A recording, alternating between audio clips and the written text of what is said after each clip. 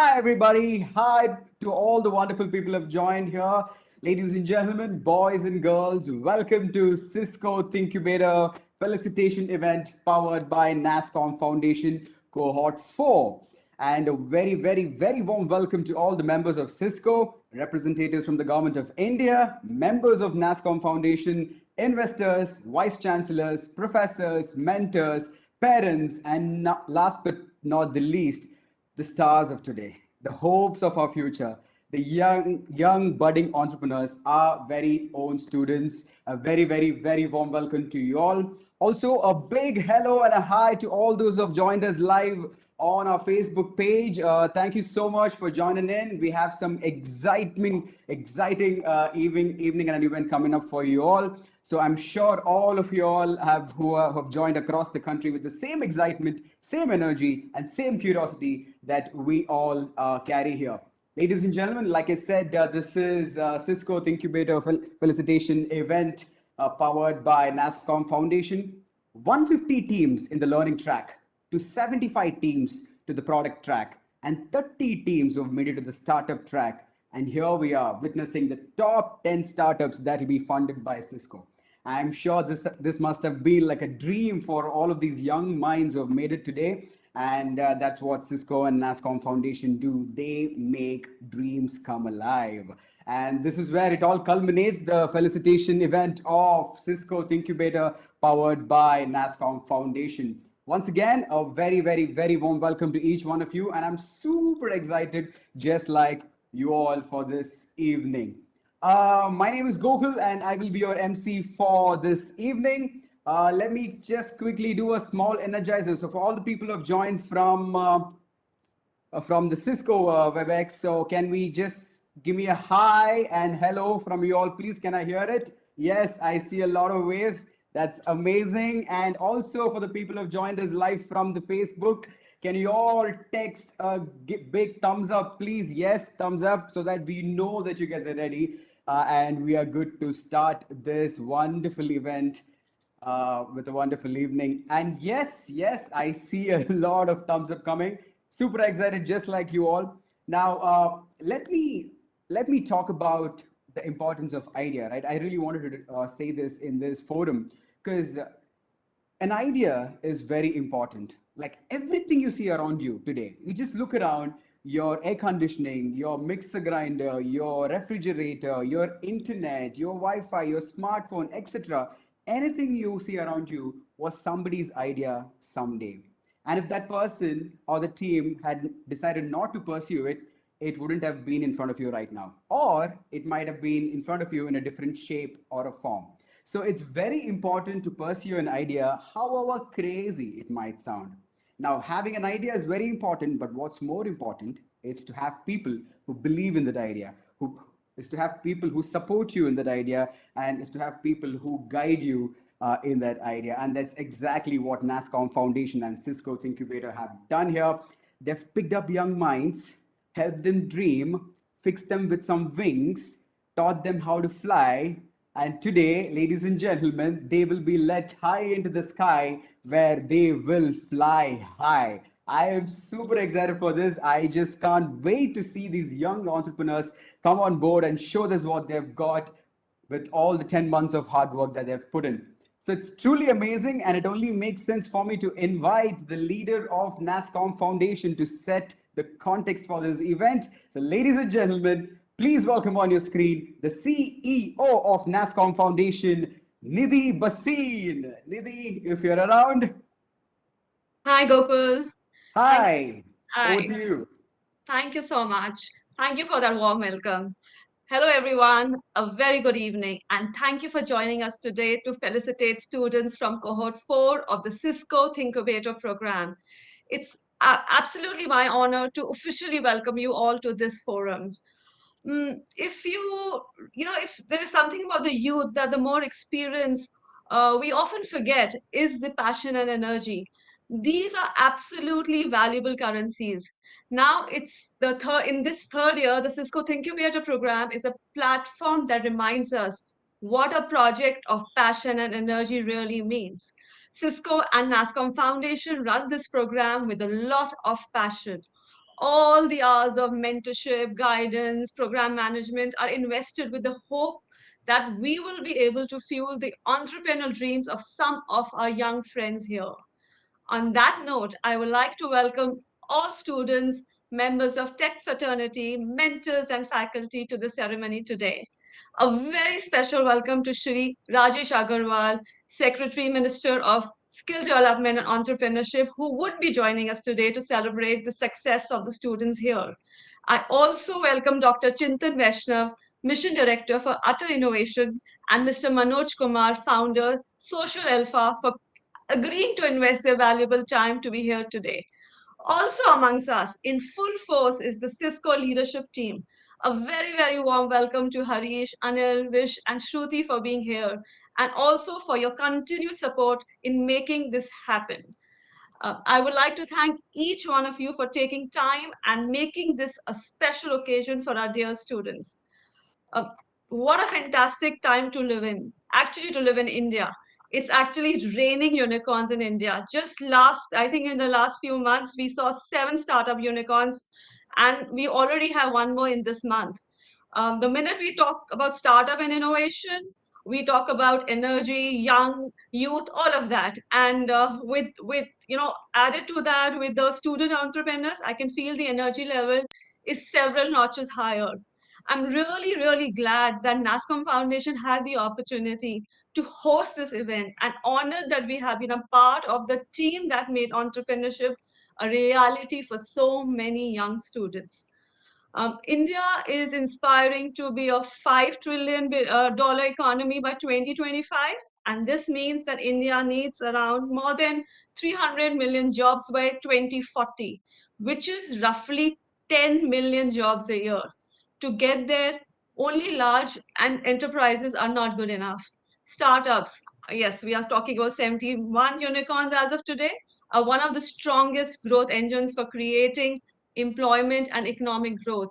Startups can act as a vehicle to achieve the next level of economic growth, wealth creation, and social development. And NASSCOM Foundation, one of our main areas of intervention is tech-based skilling. We see a huge gap in skilling across the spectrum. However, skilling entrepreneurs would really transform the story and achieve a deeper impact on society. But of course, we believe that we need to catch them young. And this philosophy is a driver for Cisco thingQbator, which performs a platform that mentors, accelerates, and supports young driven tech entrepreneurs in colleges and universities. But if you look at it, one of the key challenges deep tech entrepreneurs face is the supportive ecosystem, and one which provides access to advanced technological laboratories and experts. With this program, we have been able to create more than, I think, 25 plus courses that are available on the platform, and 300 prototypes that have been created. thingQbator has now become has actually made a huge dent in addressing these challenges. And finally, I think one of the most important thing out here is mentoring, without which no entrepreneurship journey is complete. Mentoring is at the core of creating high impact entrepreneurs, and it is the weakest link in the Indian ecosystem. It is important for aspiring entrepreneurs to have access to CXOs from different startups, companies, technology domains, sectors, and geographies for regular mentorship to handhold and guide these budding entrepreneurs. But uh, what we have to set out to achieve is to build and prepare future generations to be job creators and not just job seekers. I think that's one of the most important things, that when we are talking about the 5 trillion economy, we are talking about more and more job creators than just the job seekers. This is in line with the Prime Minister's vision of making India become a global hub for technology-based learning and skilling for workforce and students, and help solve long-term social issues. Seeing the participation at this event today and the interest shown in Cisco thingQbator platform, I'm absolutely hopeful that India will actually become the global hub of skilled workforce, and Cisco and NASSCOM Foundation would have played a key role in the paradigm shift. So please feel proud that you are going to be a part of this whole change, this whole progress in the country. And finally, let me conclude by saying that every day can be a hustle, and you'll always need to work very, very hard to achieve greatness. If it was easy to achieve that, everyone would have done it. But this is where you need to be different and run that extra mile. The fact that you're a part of this forum is a testament to say that that you're willing to go that extra mile. And I wish all of you the very best. And once again, a heartfelt thank you, gratitude to Cisco for partnering with us on this journey, and all the best to everyone out here. Thank you. Thank you, Nidhi. That was amazing start to this event, and I could see that passion in your voice, and you are really looking forward to this. And I'm sure you will be very, very happy person after this event. So thank you so much for that. All right, now before we move on, I have a quick announcement for all the students and viewers who are watching this. There is a quiz which is coming up right at the end of this event for all the students and viewers, and we have some exciting prizes to be won as well. So stay tuned for that. Okay, now for all those who are watching, if your friends or family members, if they're still not here, call them up and ask them to join because we are about to see what could possibly be a revolution tomorrow. So quickly call them and ask them to join while we are going to witness the top 10 teams who have made it today and while they present the pitch videos. Okay, all right. So a lot of you I am sure you have been waiting for this moment. So, can we start the pitch video presentation of this top 10 startup entrepreneurs? Entrepreneurs, please, if you guys are ready, give me a thumbs up on the chat box. Let's see. Let's see if you guys are excited. Yes, there you go. There you go. Thank you. Thank you. Yes, I'm eagerly waiting as well. So, ladies and gentlemen, without further ado, it's time we all have been waiting for. It's time to bring the top 10 teams. It's time to view their pitch videos and keep a close watch because for all you know, they are the future. So, ladies and gentlemen, let's welcome the first team on your screen. Team Sapientry, and they go with the tagline building true engineers instead of just degree holders. Ooh, that's a strong statement to be made up front. So let's see what they've got. Ladies and gentlemen, on your screen, Team Sapientry. Hello, everyone. I'm Komala, founder and COO of Sapientry, an edtech startup that's helping engineering students become true engineers instead of just degree holders.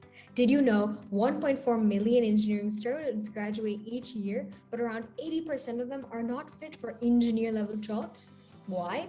Because students lack access to experiential learning, industry coherent knowledge, and steady skill development, leading to poor career readiness. So, how is Sapientry solving this problem? Well, ladies and gentlemen, introducing Agile Learning by Sapientry.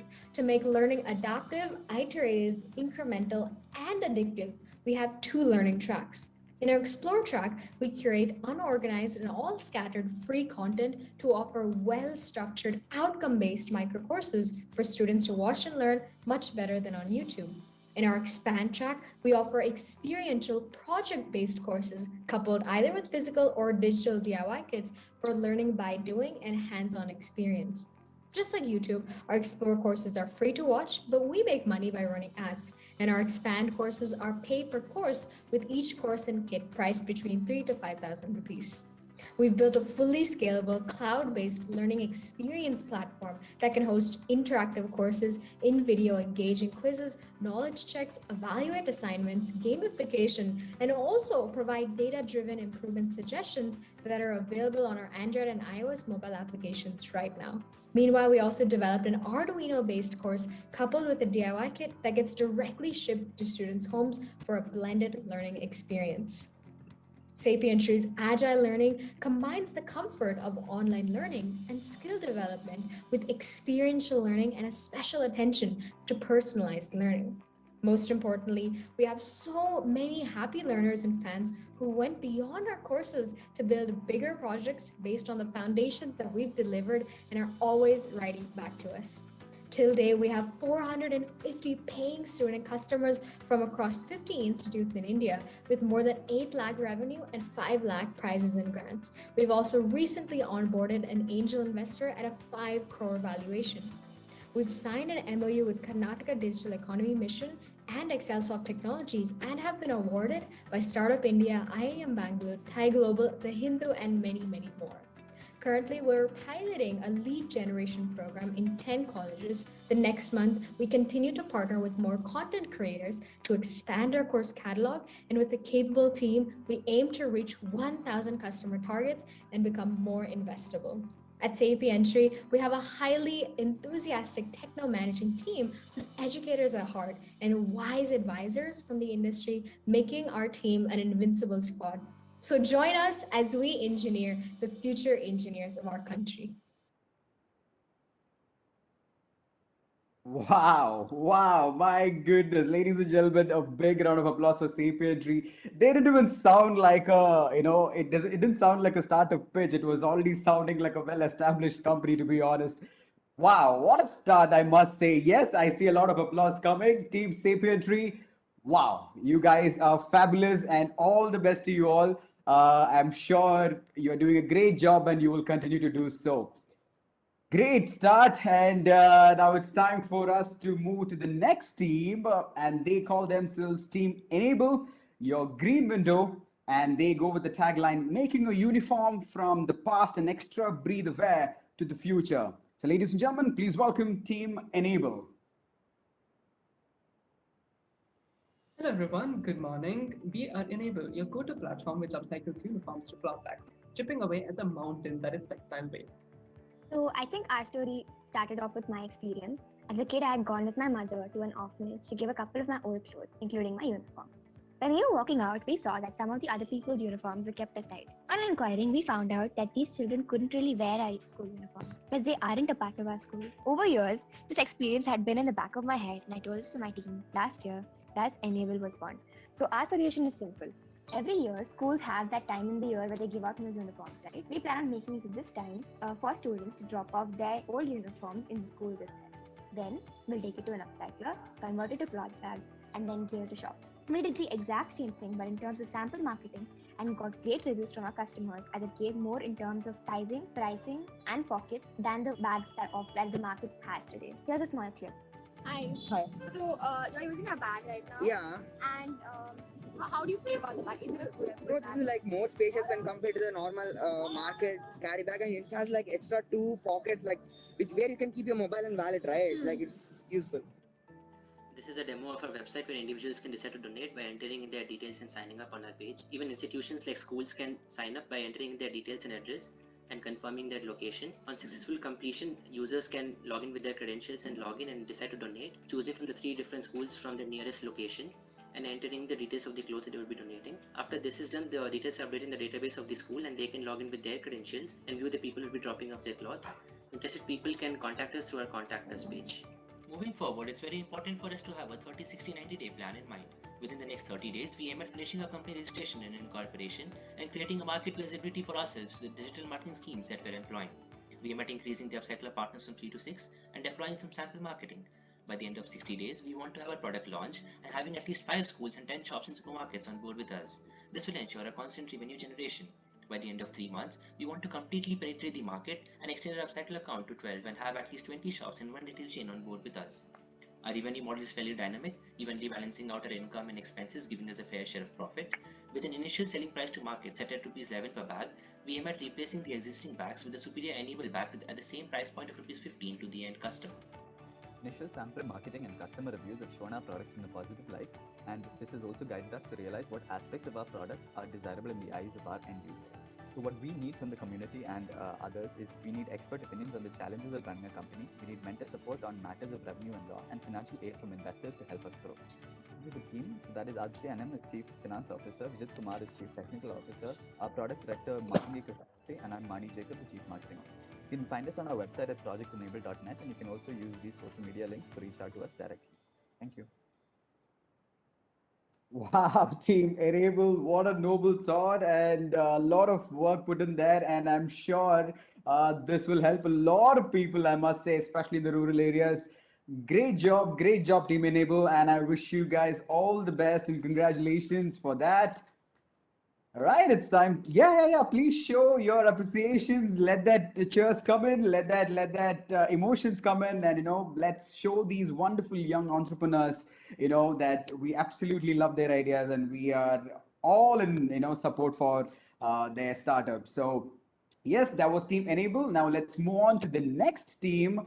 They call themselves Sublit, making submissions lit. And they go with the tagline of Sublit is a SaaS platform for creating, submitting, and automatically evaluating programming assignments. Seems interesting. Let's take a look. Team Sublit.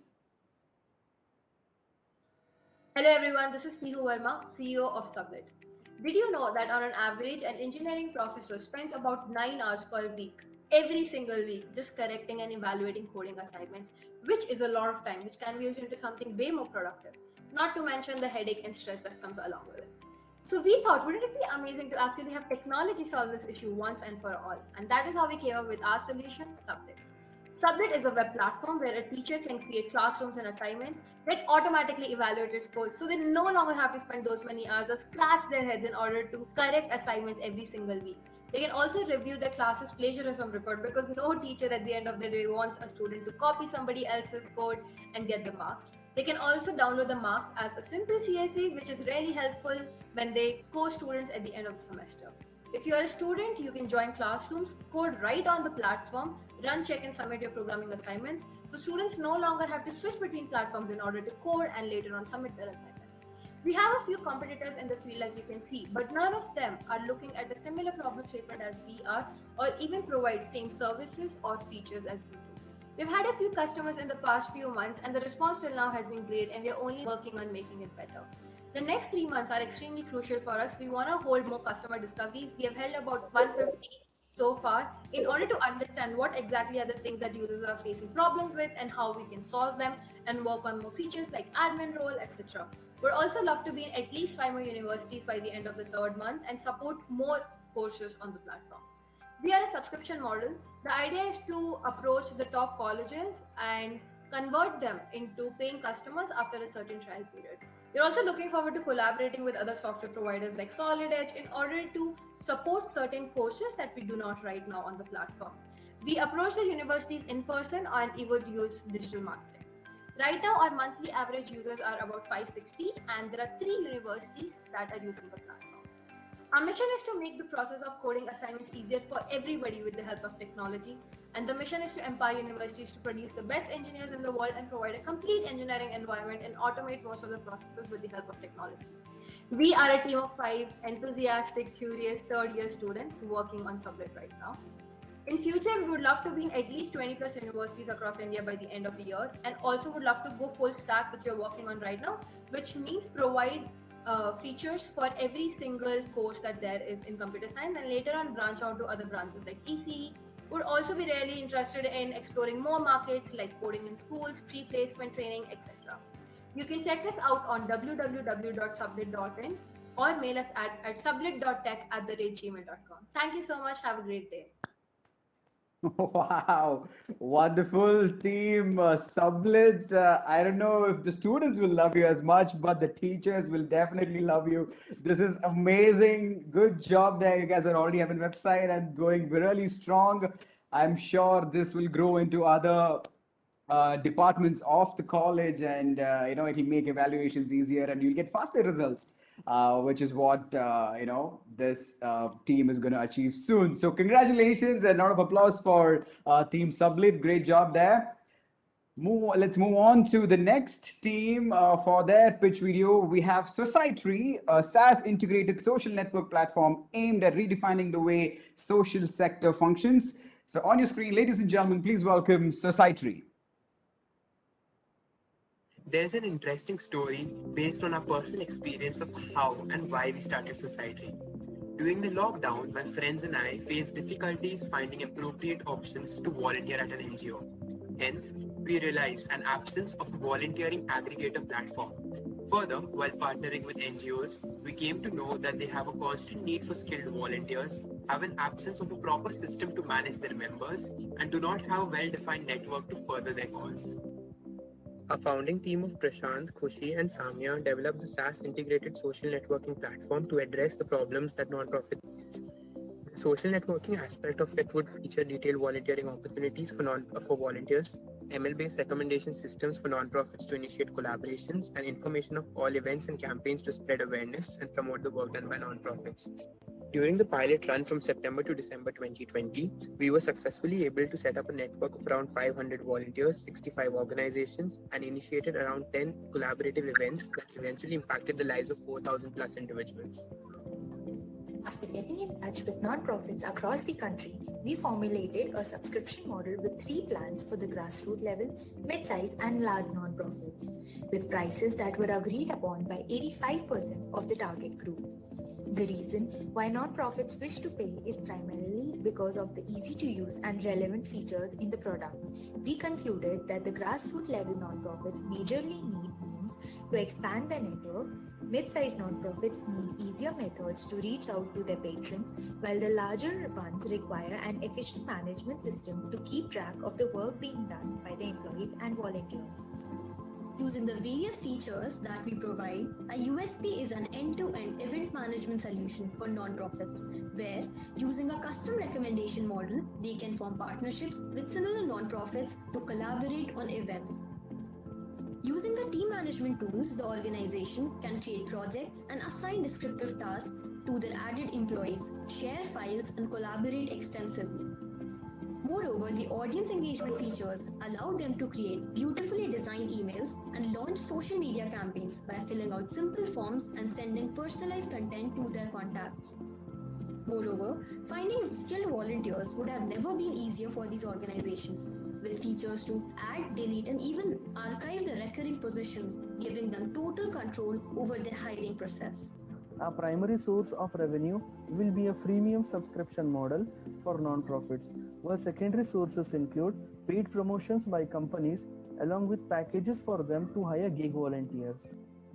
Our future plan includes UX, UI, and technical modifications based on the user feedback that we get during beta tests, onboarding of early adopters to the platform in a gradual manner, and continuous community building while onboarding paying nonprofits to the platform. Thus, Society, through its product, aims at redefining the way the social sector functions.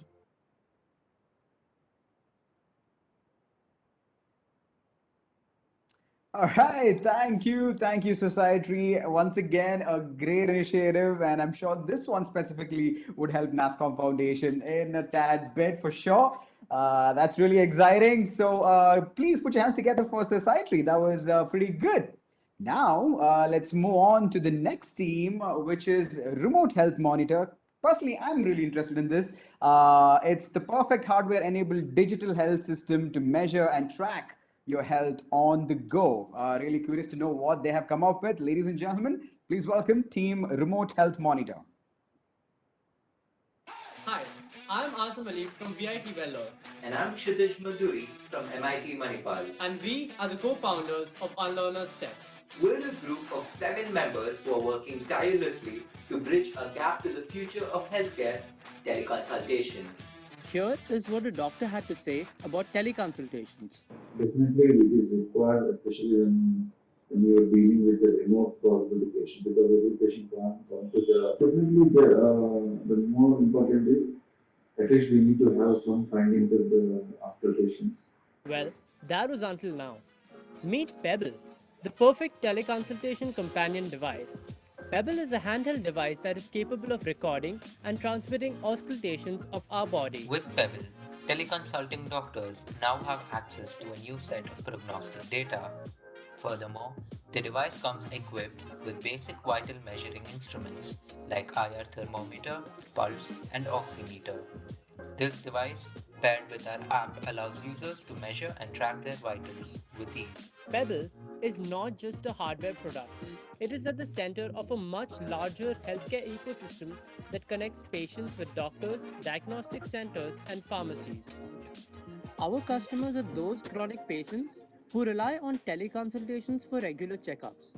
We will charge commissions on the transactions between the patients and the various services they will avail. Our estimated retail price is Rs 6,000 with the cost to manufacture it as Rs 3,000. In 5 years, we estimate to generate a revenue of Rs 78 crores We have achieved proof of concept with a working prototype and have come a long way since then. With a completely redefined design that improves the quality of acoustics and ergonomics of a final MVP is ready to be assembled.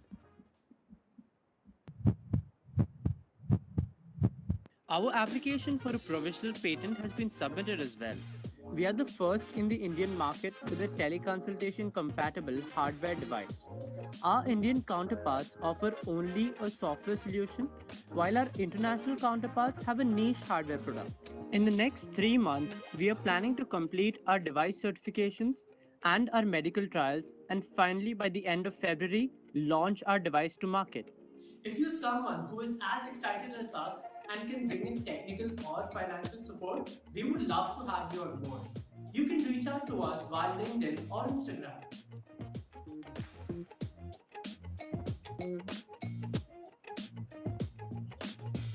We hope to see you with Pebble very soon.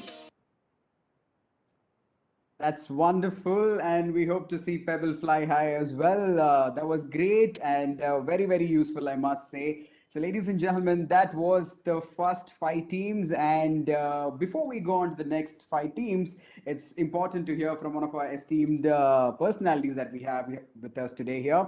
We have Mr. Anil Nair, who is the Vice President of Engineering Cisco. While he comes on board, let me quickly introduce him. Anil Nair, like I said, is the Vice President of Engineering and Security Business Group of Cisco. He leads the product engineering for network security and web security and drives this billion-dollar business across the globe.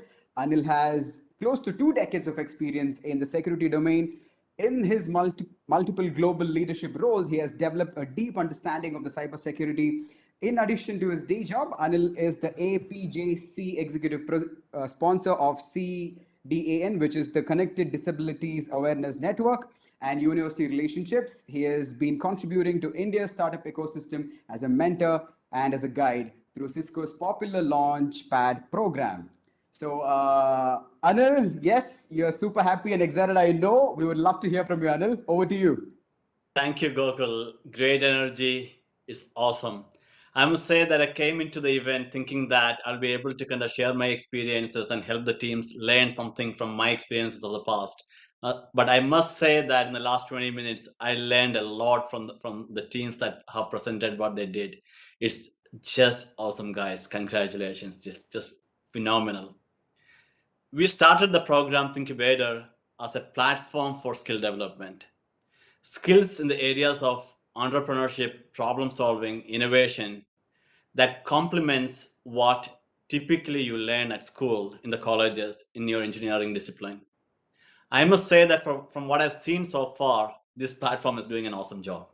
You guys are really rocking it. So when you think about engineering, it is about applied science. In my role as an engineering leader in Cisco over the last 2 decades, I've had the good fortune to work with a lot of talent, many of them in the early phases of their career across the globe. And I've had a lot of opportunities to work with a lot of upcoming budding talent in India as well.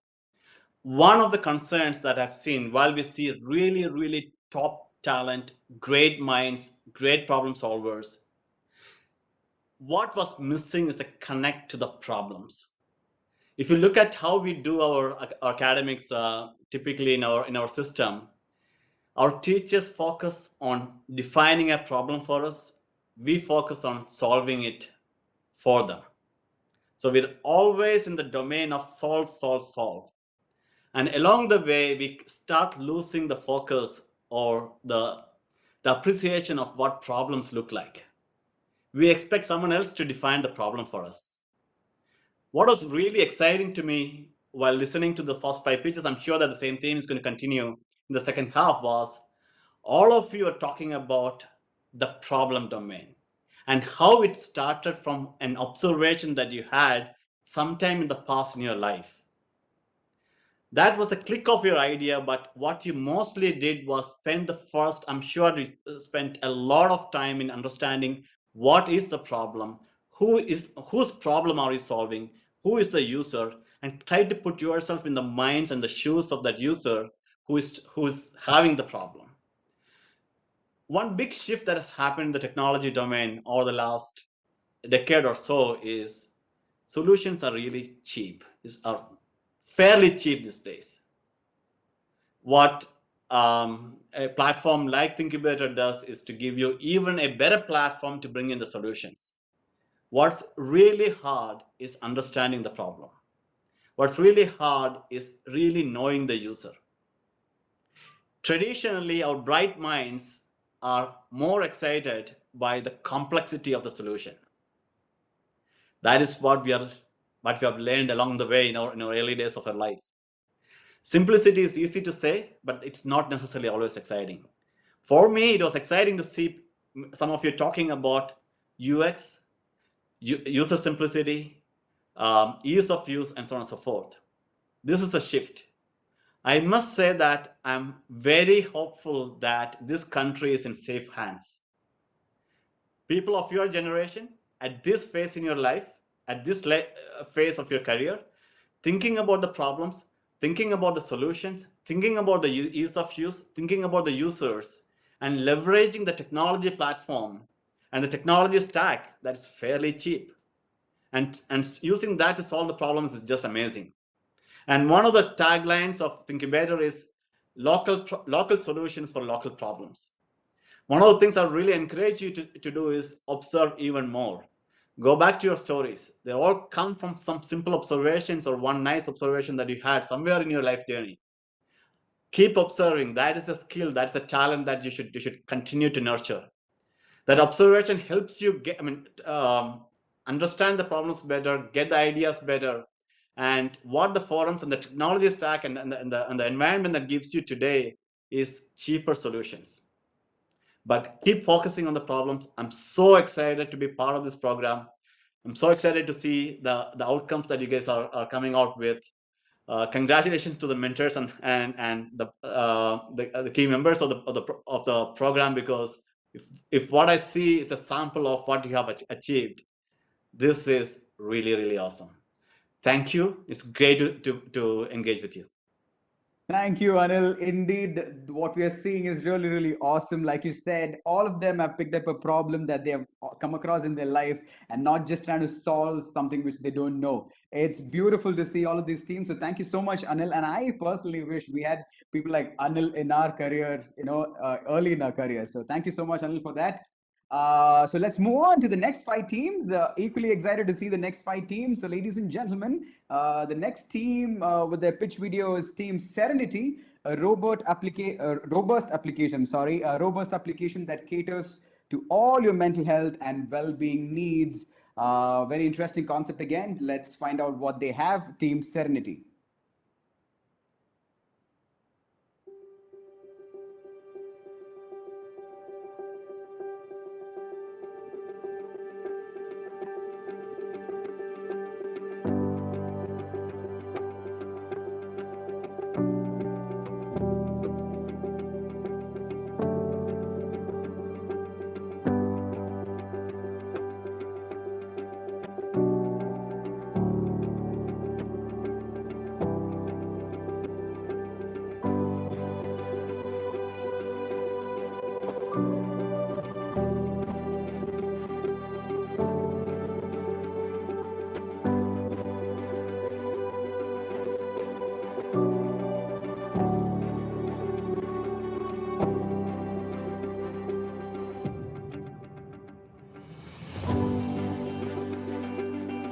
Serenity gives you personalized wellness perfectly suited for your needs and mood.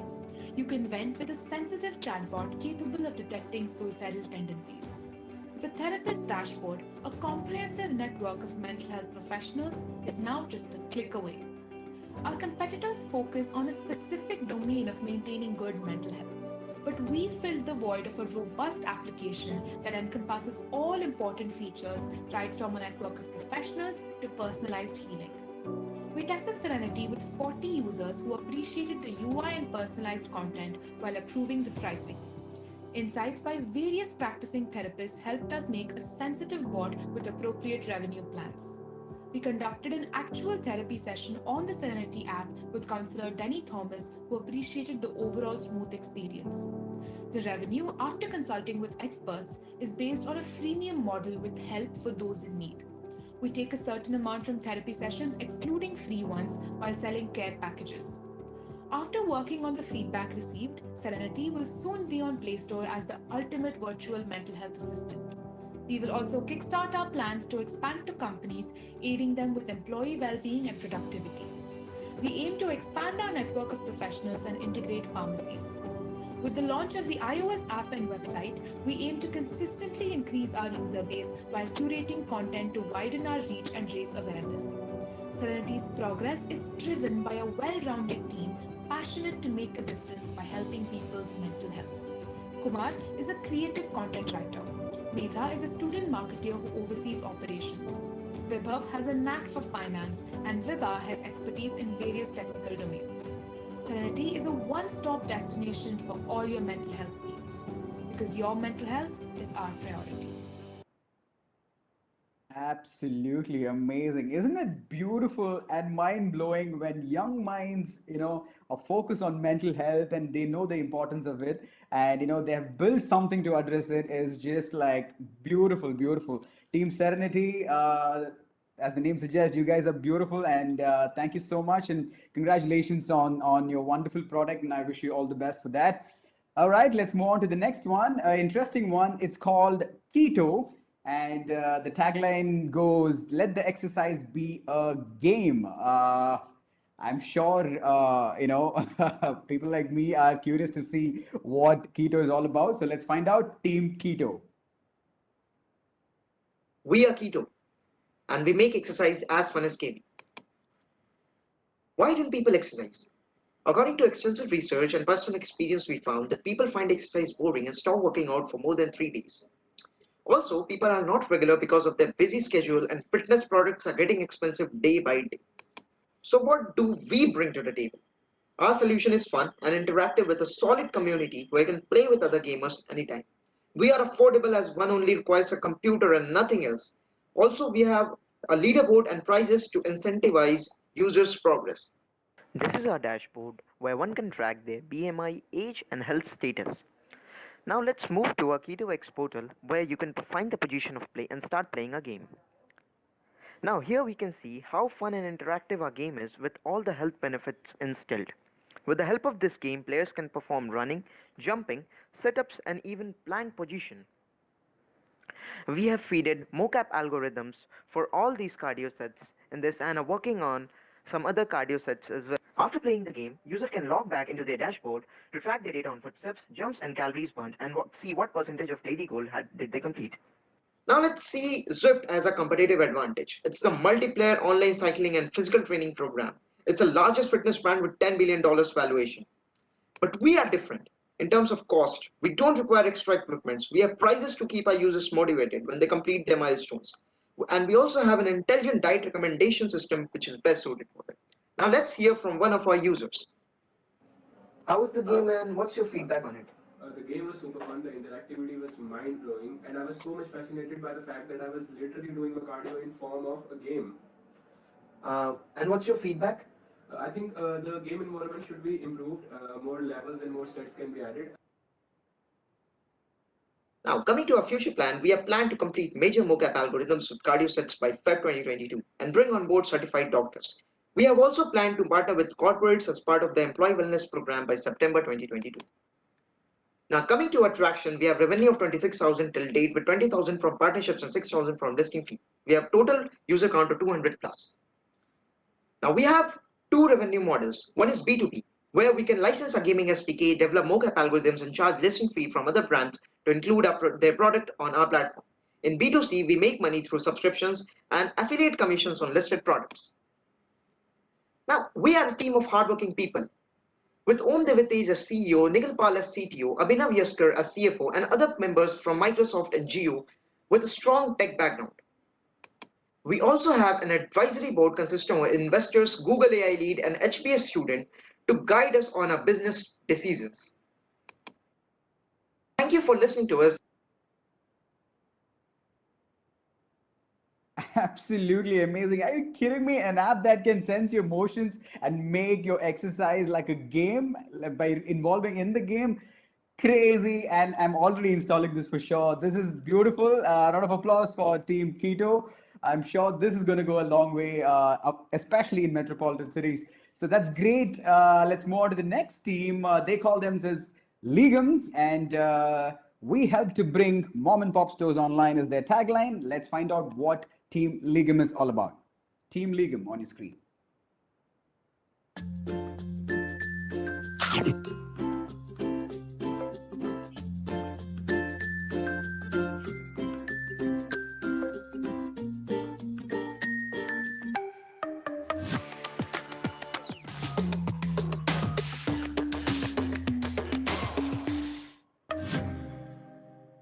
Presenting Legum.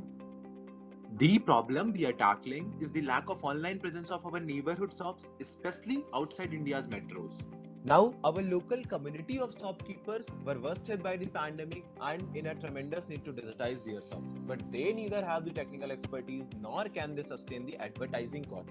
So here, we are merging the issues of both the shopkeepers and users to solve both problems together.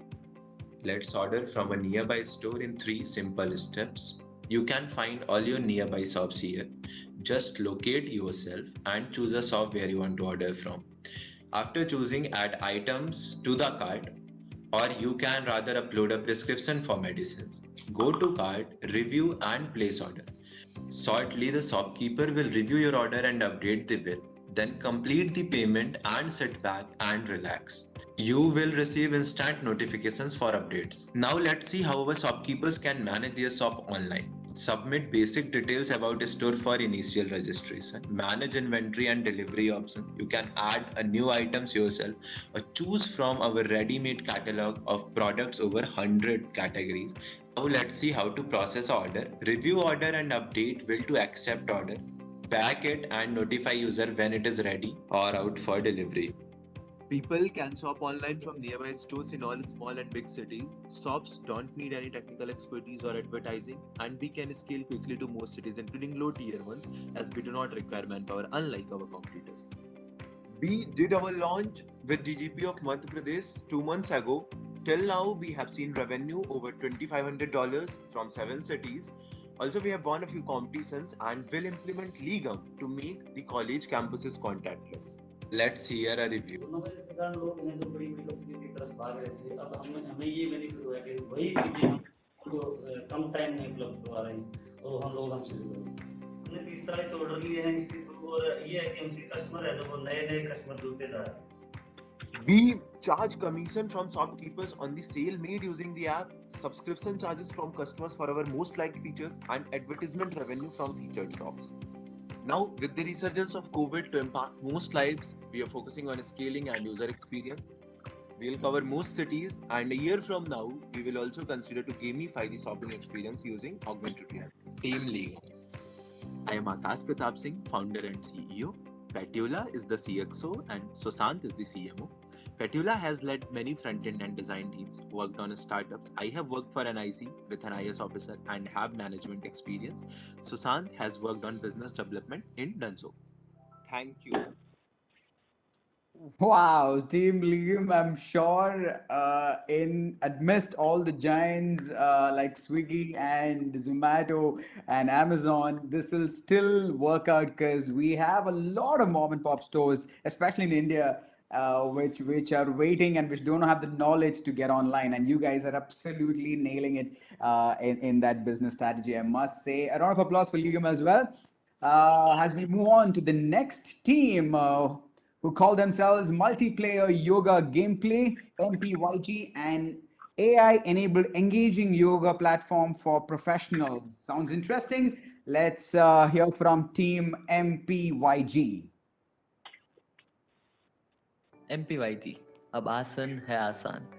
Our purpose is to get suitable yoga for every yoga enthusiast through cutting edge technology. So, most people who begin their yoga journey end up quitting because of lack of personalization. Secondly, the correctness. And last but not the least, the visible outcome. MPYG is one of its kind platform helping yoga enthusiasts get personalized real-time feedback based on yoga experience. We have come up with a solution which consists of a personalized plan, an AI instructor, a fitness partner as an accountability partner, and motivation.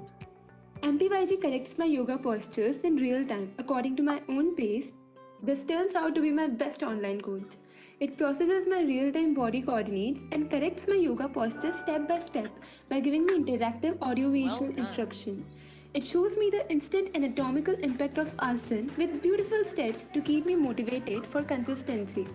It curates the best yoga asana and breathing patterns per my health goal and body needs. Whether I'm starting my day, need a short stretching break between my work to fix my neck and spine, or need some mental peace, MPYG helps me with all my wellness needs with a whole new experience. While most of our competitors still rely on pre-recorded videos and provide no error feedback, we on contrary provide real-time feedback and that too at a cheaper cost. Our USP is ease of use, a community-based platform, high scalability and low investment, and we are early to the market. MPYG has undergone rigorous validation through user responses and has received remarkable feedbacks from prominent users. We have successfully tested our MVP. We have 400 plus waitlist. We are now a private limited company. We also got selected in Chunauti 2.0 organized by STPI. Two investors have already contacted us and we are in touch with them. So we need 5 lakh rupees to scale up to 20,000 plus users in the next 6 months. We have devised exhaustive plans for our next 30, 60 and 90 days. Currently, our prime goal is to launch our product. So here is our revenue projection. Through B2B subscription sales to colleges and universities, we have a $14 million potential, accounting for 1,000 plus universities. Under our B2C subscription, we have a $100 million revenue potential, thus total revenue potential of $114 million. We have a strong team of passionate entrepreneurs from IIT BHU and we have experienced advisors who believe in our vision. My God, MPYG, absolutely amazing. Something which is really useful, especially during this pandemic times, because we have a lot of these online exercises that we take up from our houses, but more often than not, we don't know if we're doing it right, and we kind of end up getting injured. So this will be of a great help for that. So great thought and absolutely, well executed, I must say. So good job there. Kudos to MPYG. Those were 9 teams, and the last but not the least, we have Team Neurolix, which is an automated exercising system for paralyzed patients.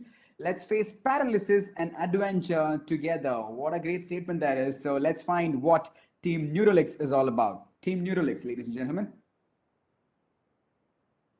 Hello, people. We are Team Neurolix. Let's face the paralysis and adventures together. What is the problem we are going to solve? As we come across many paralyzed patients, they lose the ability to move their affected body parts, which in turn affect their blood flow. And if it is not exercised properly, it may become immobile.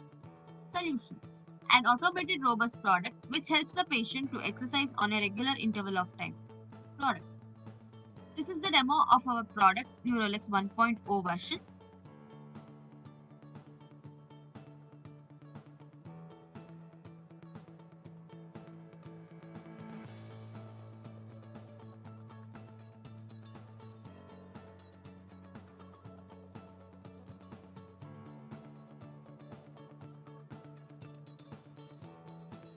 Competitive advantages. Cost effective. Compared to other devices in the market and also physiotherapy, cost of the product is less. Dependency. Our product makes the patient to exercise on their own, whereas other devices need external support for the patient to exercise. Customer validation. There are few common points given by the customer. They need the device for other parts of the body as well, like fingers, shoulders, legs. Also, weight of the product could be less and adjustable arm length for this product. Customer testimonial. ನನಗೇನು ತೊಂದರೆ ಆಗಲಿಲ್ಲಪ್ಪ ಆರಾಮಾಗಿತ್ತು ಆರಾಮಾಗಿ ಕೈ ಮೇಲೆ ಹೋಯ್ತು ಆರಾಮಾಗಿ ಕೆಳಗಡೆ ಏನು ತೊಂದರೆ ನೋವಾಗೋದು ಎಲ್ಲ. To continue with future roadmap, our immediate plan is to get further inputs from the doctor with respect to Neurolix. 30 days plan is to get certifications and product validation for the product. 60 days plan, manufacturing and testing of the second version of the product. 90 days plan, marketing and release of the product.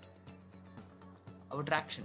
We are currently focusing on past suppliers and distributors, also with respect to sales. Once marketing and suppliers are perfect, we'll start sales in full thrust. Revenue model. First one is sales of the product, second, ads and website traffic. These are the two factors through which we'll be earning money. This is the business model canvas. We are planning to sell our product at the rate of 12,000. This is our team. Varshavi, the founder of the company, myself, Rishabh Badsheshi, co-founder, Professor Ravishankar D, our project guide. You can contact us or also visit our website neuroparts.com. Thank you so much. Once again, beautiful. Again, targeting the very useful community of our society, I must say. Wonderful job, Team Neuralex. I wish you guys all the best and hope you guys go a long way. My God, 10 teams. And these are not just like ideas, right? These guys have vision and they have already set, they know what exactly and how to go from here. That's beautiful and that's amazing. So I really want to do something special for all these 10 teams. So what I want to do is, can you all please unmute, stay really quiet, and give these people a big round of applause because I want them to hear you all. Like, really, I want them to hear you all so that, they are very encouraged and they know what they've done is amazing. So right now, please unmute all of you. And when I say three, two, one, let's start applauding. Okay, 3, 2, 1, let's go.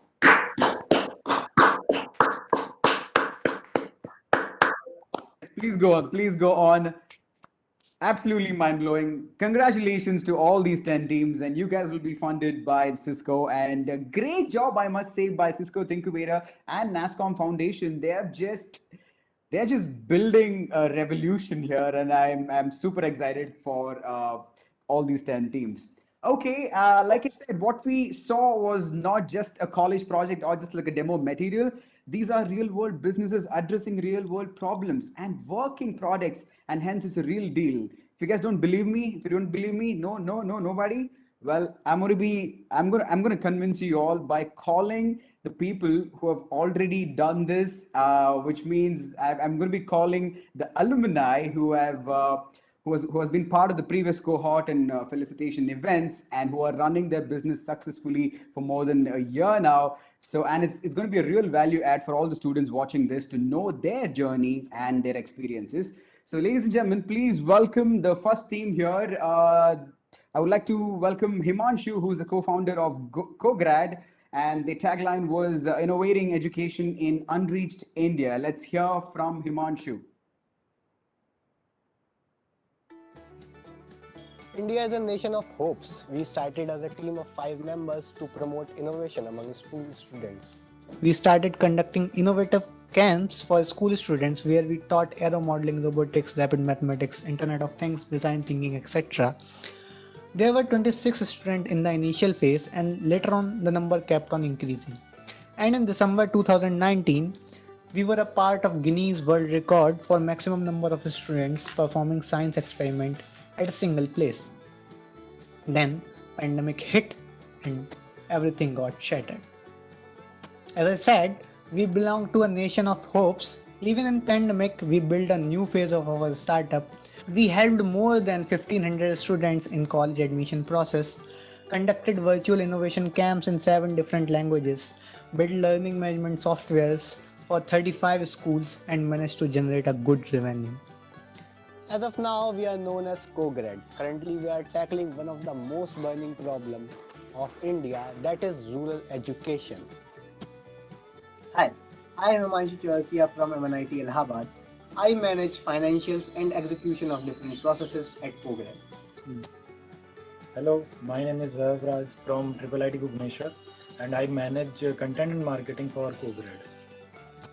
Hello everyone, this is Saurabh Yadav from Delhi University. I manage team building and growth for CoGrad. According to a report by India Today, there is a huge gap in rural and urban education systems. The general problems are lack of basic facilities for teachers and students, untrained staff, and loss-making schools. Currently, there are more than 4 lakh private schools in India, of which 70% are in suburban or rural areas. There's a good chunk of students who need to travel daily for more than 10 kilometers because there are not good schools that are present in their vicinity. Currently, we need an ecosystem to make processes smoother. And here we come. We are helping school managements to gather up different processes and make them much more smoother.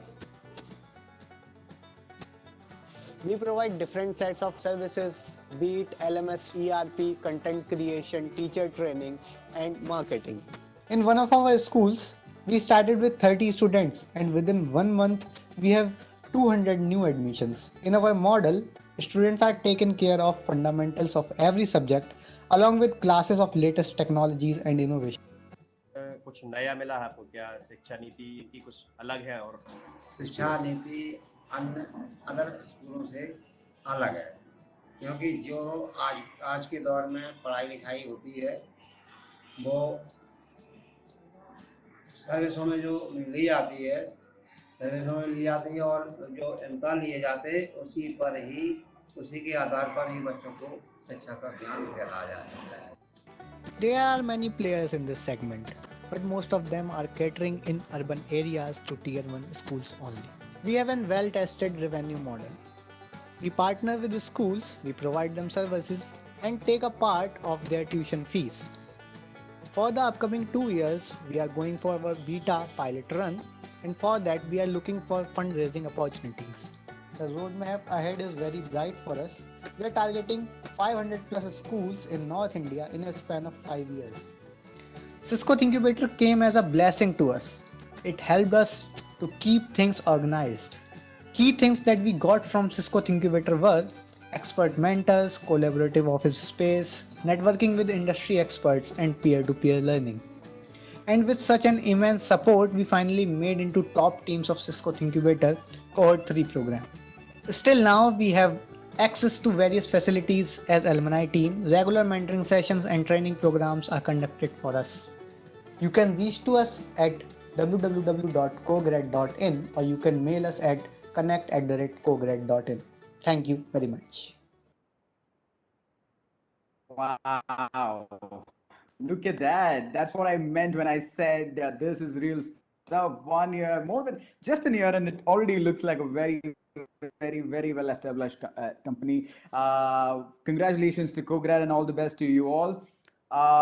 We also have another alumni. They call themselves Rahi, and which is who are making mental and emotional health accessible and affordable to all. So let's hear from Team Rahi.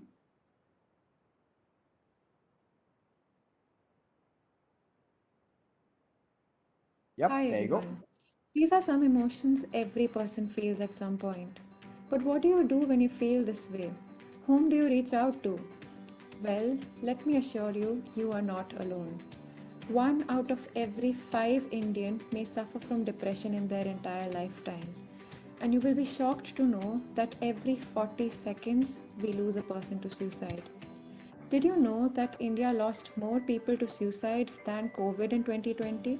Shocking, right? Let me ask you a simple question. If you have fever for more than a week, you would reach out to a doctor, right? But if you feel sad, anxious, or low for more than a week, who do you consult? This is where the problem was. And here we present to you the solution Rahi, a very safe space for your mental and emotional health. How does Rahi help people to seek help? Well, you reach out to us, we talk to you about your issues, and we pair you with a therapist.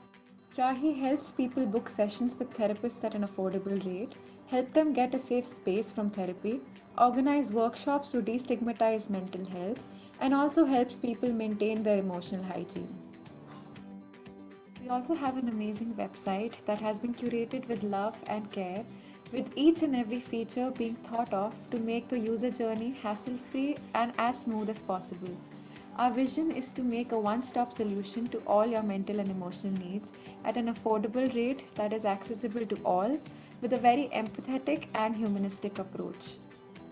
Let's talk about our cohort journey a little. Before cohort, we were just an idea. With the help of thingQbator and our mentors, we built an MVP which kept on improving and we got feedback and also became one of the winning teams of cohort 3. It would not be much to say that thingQbator was with us at every step and it's always been there, be it about monetary support, marketing support, or guidance. We are forever thankful to thingQbator. We are very proud to share that we have grown a lot in just a matter of 4 months. be it onboarding 20 therapists, conducting 400 plus therapy sessions, generating a revenue of 3 lakh plus, partnering with 2 schools, or raising funds to destigmatize mental health. And we are very excited for our journey ahead as well. We are planning on starting offline therapy sessions, launching a second version of our app, and also launching emotional first aid program for our users. We have grown a lot in the past 4 months. From just having 8 clients in the month of July to having 90 clients now with very minimal funds and a little bit of marketing. So, why Rahi? Well, it's because of the services that we aim to provide. We aim to provide tech with empathy, make a hassle free experience for all our clients, provide them affordable and quality services, build a community for them, and make it as easy for them to use as possible. As the awareness of mental health issues increases in our country, the market for mental health in India has also grown a lot and is expected to grow a lot in coming years as well. There's a lot of potential when we talk about tier 2 and 3 cities and the rapid innovation that has been going on with the technology. Our revenue streams include the commission that we get from each therapy session through our platform, the subscription model that we have, and the tie ups that we have with schools, colleges, and corporates. We have been the Cohort 3 winners of Cisco thingQbator, Microsoft Imagine Cup India runner up. Our favorite part, which tells us it's all worth the journey, is the review that we get from our customers, the smile and the kind words we hear from them. And not only our customers, but also our mental health professionals when they tell us that they love our services. Building a community is the essence and the heart of Rahi. We have many community events like musical night, dance therapy, art therapy, or just movie nights where we come and chill, laugh, and talk. Here's how you can help support us and our cause. You can help us by investing in our tech infrastructure, investing us to help capture the market and scale up to reach different cities. Diversity in work culture is something that we live for. We are a team of women led by 3 women, Mansi Bansal, Shubhangi Gupta, and I. Our love for mental health helps us evolve and work on our project. We would love to hear from you, be it about a session or contributing. These are the details, and do reach out to us. Thank you.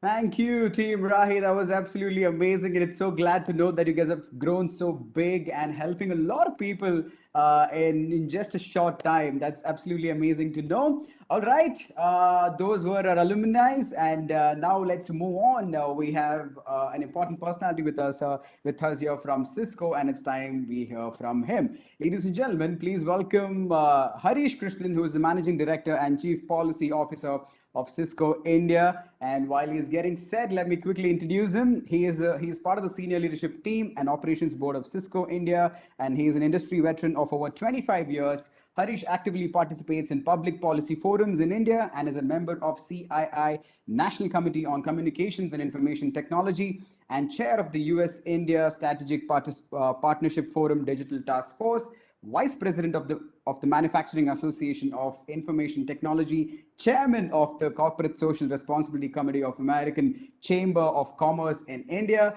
former President and co-founder of Public Affairs Forum of India, and the list goes on. Ladies and gentlemen, we are very proud and honored to have him today with us.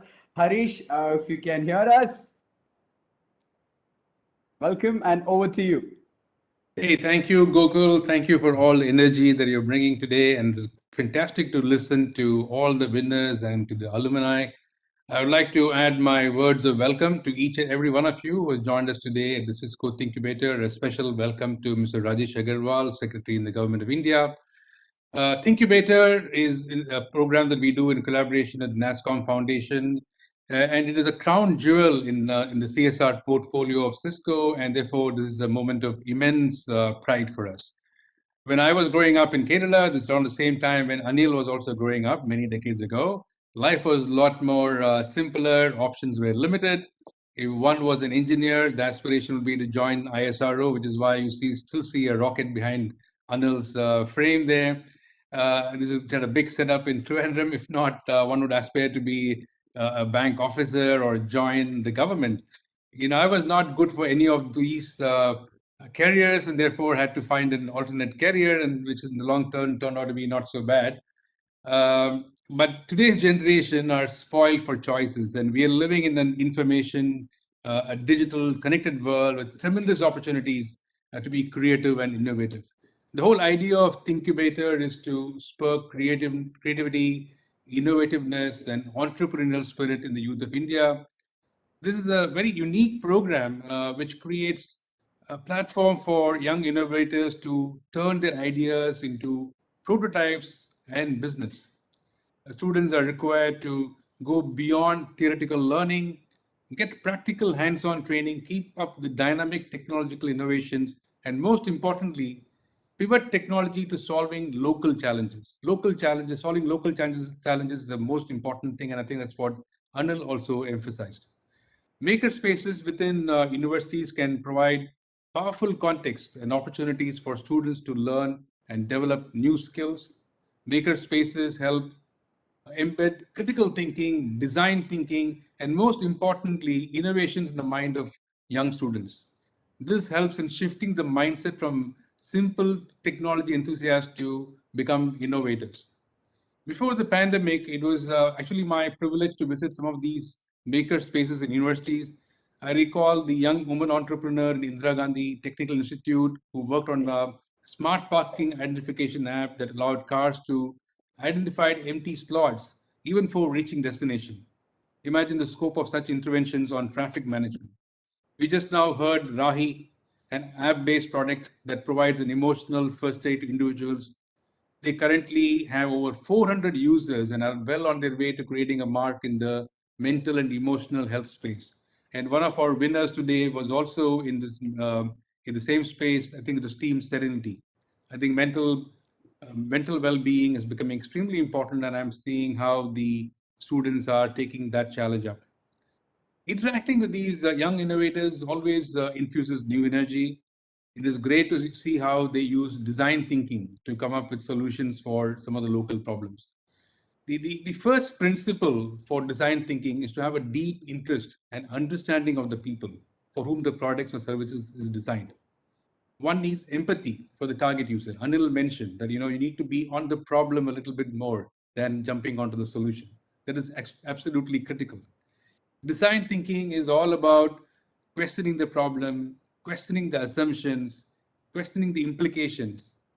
In preparation of this event, I visited the Cisco thingQbator website yesterday. I was fascinated by the several training modules that was there, including on design thinking. Pretty compelling content. In the modules I saw, I was very impressed with the trainers such as Rohan, Akshay, Arvind. Gokul, you mentioned you'd be lucky to have had Anil around when you were growing up. I would have been very lucky if I had Roshan, Akshay, or Arvind around when I was growing up. Amazing trainers. Was really impressed with what they had to say. So very interesting. Made the program very interactive. Most importantly, informative. Never boring for a minute. I actually ended up watching till 1 a.m. today. I was not joking, and I sent a video to Rohini yesterday of me watching it on TV. Right, it was it was pretty compelling. Therefore, we're really proud to support the young innovators, not only to understand the local problem, but also to come up with a very efficient technology solutions to resolve such challenges. India, as many of you know, has climbed 2 spots to number 46 in the Global Innovation Index of 2021, which is prepared by the World Intellectual Property Organization. The country ranks has been consistently raising in the last few years. From 81 in 2015, it has moved to 46 in 2021. But if India must improve its innovative landscape, it has to be a collaborative effort from government, from industry, academic community. All the students need today is mentorship and very little seed funding. We believe CSR is a great tool for it. To put things in perspective, the Indian companies are likely to spend about ₹1 trillion on corporate social responsibility projects since their mandatory law came into effect. The amount for the latest year 21 is likely to have crossed 22,000 crores. So a lot of money available with CSR. And I always believe CSR is the highest form of risk capital, right? We believe Cisco thingQbator program is a great platform for young entrepreneurs to empower themselves with tools to become entrepreneurs of the future. And as the saying goes, necessity is the mother of invention. The COVID pandemic and the lockdown that we had pushed us to innovate the concept of thingQbator itself. The physical maker spaces, from physical maker spaces, we went to the virtual maker space. I'm delighted to inform you that we were able to add 12 more universities last year. We saw the participation from close to 1,700 applicants submitting 812 ideas. We heard the top 10 students, startups present their ideas a little earlier. They'll all receive a seed grant of rupees 5 lakhs each, which will be disbursed through the government recognized incubators. As I conclude, I would like to once again say how excited Cisco is to partner with NASSCOM and 18 universities in the thingQbator program. We look forward to the universities and more students in the years ahead. It is now my proud privilege to introduce Sri Rajesh Agarwal, Secretary to the Ministry of Skill Development and Entrepreneurship, Government of India. Mr. Agarwal, after BTech in Computer Science from IIT Delhi, he joined the Indian Administrative Service in 1989. His interests in IIT were natural language, understanding fuzzy logic. I'm sure that must have helped him a lot in the government, algorithms, etc. And I understand continues to fascinate him.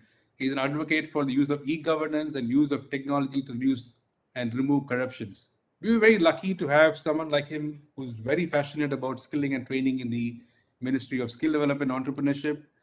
We in Cisco had the good fortune of working with him in our other CSR program, the NetAcad, during his stint as the Director General of DGT.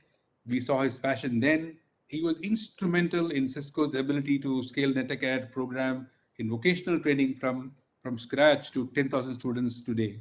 Mr. Agarwal, we are scaling up even further thanks to your inspiration. Thank you very much, and I now welcome you to deliver the keynote address. Over to you, Mr. Agarwal. Thank you, Harish. So it's not actually keynote, but just a bit of chit chat with mostly the kids who seem to have grown up into very smart sort of individuals and entrepreneurs. So I also have kids who have now grown up and started their careers. So it's always interesting to chat with the young kids, and I was lucky to see the last two presentations, and so very interesting ideas who actually are finding a marketplace also. So we need all kind of people in the market, and as Prime Minister also says, अपने को job seekers भी चाहिए और job givers भी चाहिए. So maybe in a class of 40 kids in a school, 30 will find some job somewhere, but 10, 5, they should become entrepreneurs. Otherwise, jobs कहाँ से आएंगी? If everyone becomes a job seeker. And I have good fortune to go to many vocational schools, colleges of all kinds, IITs and so on. And I always chat with the kids and I ask them कि 5 साल बाद आप क्या करना चाहते हो? 10 years from now, where do you see yourself? And I'm always very happy when a majority of kids have the ambition to become entrepreneurs. And we see that in many places. For example, near Mohali, there is an Indo-Swiss School of Vocational Education. When I went there 2 years back and I asked the kids, आगे जाके क्या करना है? Practically 100% kids told me. कोई कहता है sir मुझे 5 साल में 10 करोड़ की टर्नओवर की फैक्ट्री लगाऊंगा. कोई कहता है सर मैं 5 साल स्लम में काम करूंगा फिर मैं 100 करोड़ की फैक्ट्री लगाऊंगा. And that's not sort of empty ambition. If you see at the alumni of that institute, practically 70-80% of them have done that. Maybe after 5 years, 10 years, someone did after 20 years. But एक बार कीड़ा लग गया ना, ambition लग गई कि मुझे भी कुछ खोलना है, business खोलना है, कोई कहता है मुझे scientist बनना है, कि कुछ है, पर वो एक ambition होना चाहिए. I'm not saying कि 7th, 8th standard में होना चाहिए, then you are sort of just discovering yourself क्या करना है, that's too early also. So job seekers भी चाहिए, job givers भी चाहिए. That's point number 1. दूसरा है the new education policy now. Some of you are still in the college and university phases.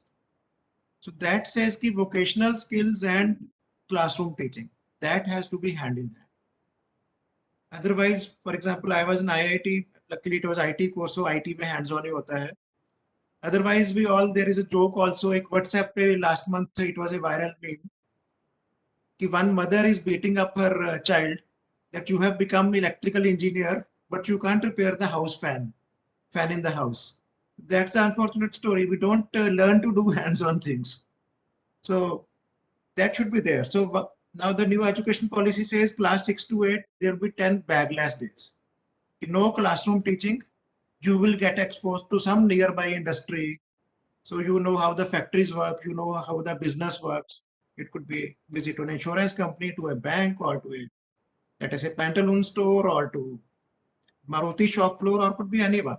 So that at that stage, you know that how the business functions. In class 9 to 12, we are saying that now the new education policy says that vocational courses, like you can take electrical vocational, or you can take, let us say, history guide course. It could be anything. It could be a car design course, a skill hand-on course.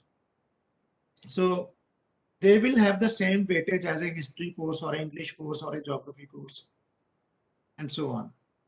So not as a hobby, but as a proper courses, you can take those courses, and hopefully next academic year, a lot of these schools will start offering these.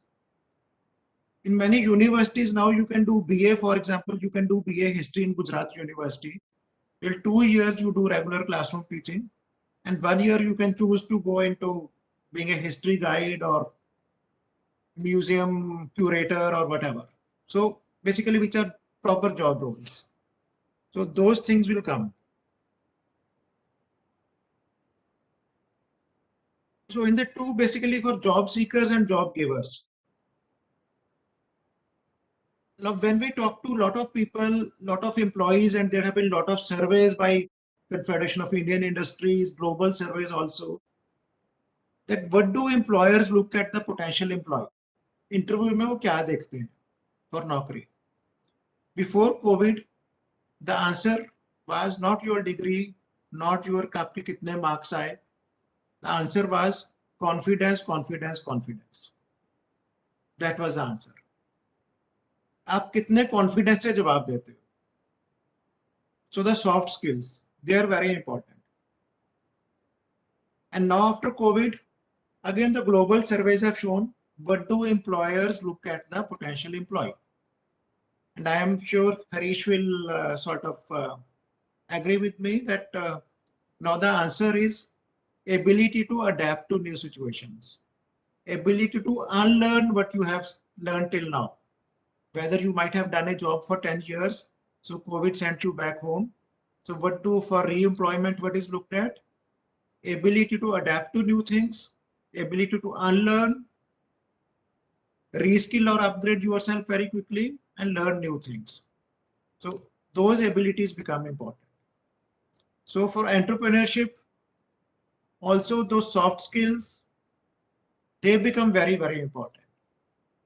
And so the industry handshake and the mentoring, that is very, very important. That you should have obviously good classroom teachers, good classroom teaching. You should have good labs. Maybe now since we are talking of Cisco and mostly IT related courses, you have computer labs, you have a bit of hardware also, hardware exposure also. But you should have exposure to actual industry, going to actual shop floors. And now IT courses enable you to actually, so you can be even doing an internship with Microsoft or Cisco, sitting at your home or sitting in your office. So it's a virtual sort of industry association also in IT related courses that becomes possible. And mentorship is very important. So that's where I think that's the key to Cisco's thingQbator course or project, that they bring the best of industry mentors for you guys. So your classroom teachers have a different sort of experience. They teach you in different ways. But the people who have worked in industry, who have grown their businesses, or who are part of financial or engineering teams in Cisco or Microsoft or anywhere else, those guys, when you talk to those guys and you get the mentorship, there you learn new things. So, and also when I talk to a lot of kids now, I was a part of last week only on Saturday. Virtually, I gave a talk in Dubai conference, a global conference. And they talk of PPYP. We talked of public-private partnerships. अब बच्चे बोलते हैं, youth बोलते हैं कि आप सब बूढ़े लोग मिलके हमें क्या सिखाओगे, दुनिया बदल गई है, we will create our own world. कहते पीपी के अंदर वाई भी घुसाओ, यूथ भी घुसाओ. So public private youth partnerships, so that was the theme of that conference. And I have seen mentors can be people like Harish or me can be mentors, but if you are 20-year-old kid or 18-year-old kid, your mentor may be 22-year-old kid who might be working in some startup or somewhere else. And you guys have your own lingo यार. हम तो आपकी लिंगो भी नहीं समझते, पुरानी generation हो गई. आजकल तो जो 20 साल के बच्चे वो 25 साल वाले को भी बूढ़ा बोलते हैं, कहते ये पुरानी जनरेशन का है. और 15 साल वाला आपको बूढ़ा बोलता है, वो कहते हैं आप लोगों को 15 साल वाला 20 साल वाले को बूढ़ा बोल रहा है, पुरानी जनरेशन का बोल रहा है. So the generation gap has now come to 5 years. You have get a new generation. So getting mentors from your own generation who are just 2-3 years older than you and who have achieved something in life or doing something. So those kind of mentorships also yield a great deal. So I'm sure the new breed which Cisco's this project has bred, they will use those kids as mentors in next year projects and so on. So the program will really scale up. So I was very happy to listen to the last 2 projects which were being presented.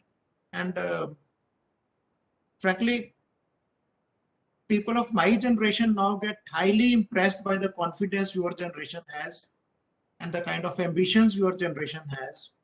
And we have kids your age or even older than you, and we see the ambitions in them.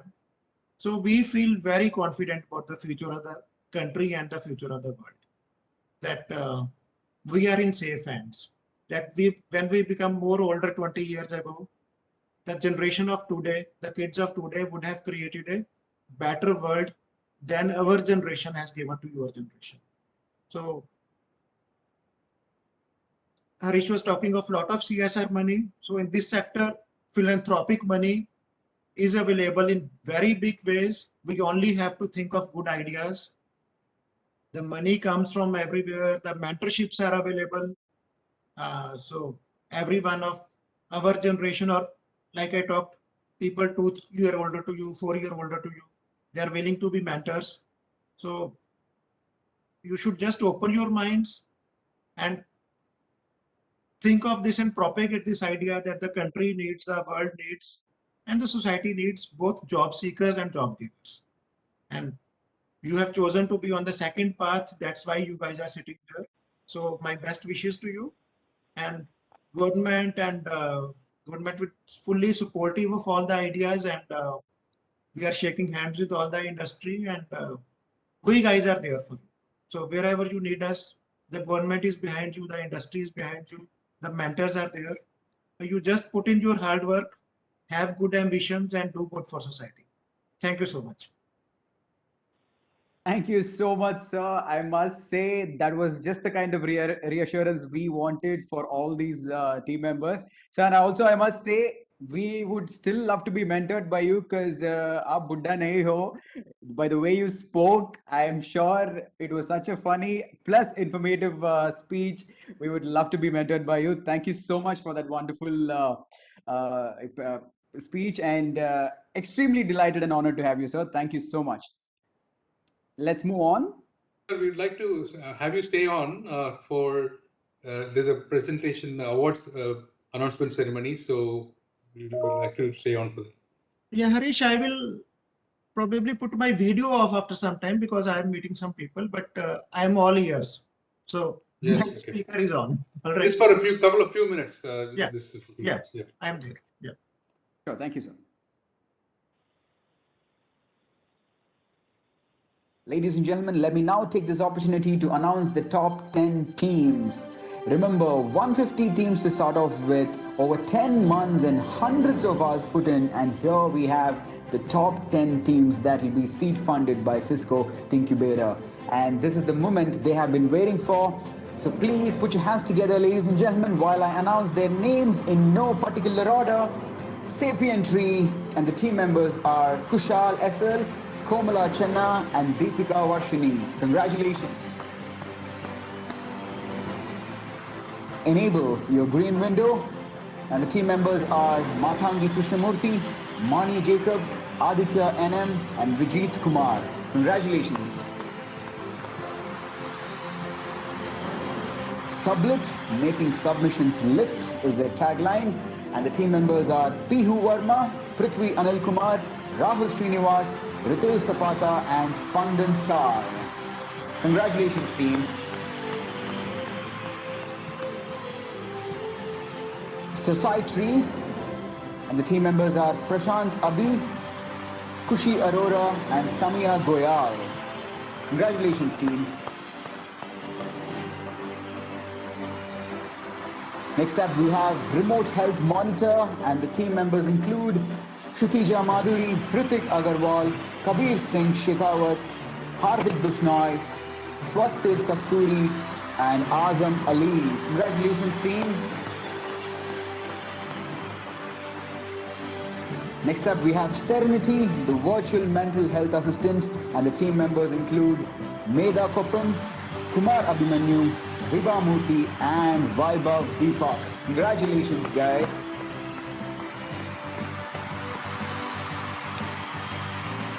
Keto, let exercise be a game.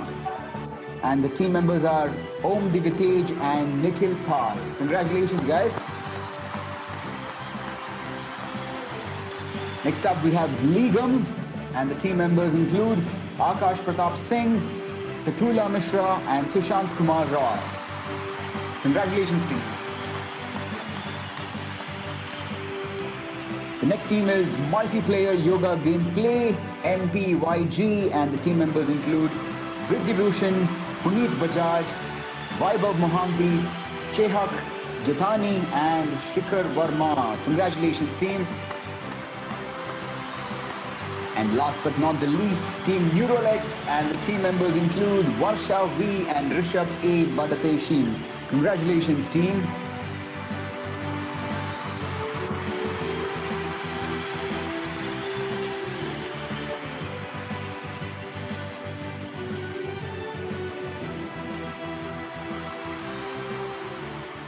Congratulations once again to all these teams. They have made it to this day, and this is Cisco thingQbator Felicitation event powered by NASSCOM Foundation. Absolutely amazing.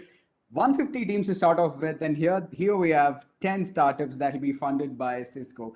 Great job done. Congratulations to you all. I'm sure, Rajesh sir, you would have some congratulatory note for these teams as well. So please, if we can hear from you, that'll be a good value add for all the team members here.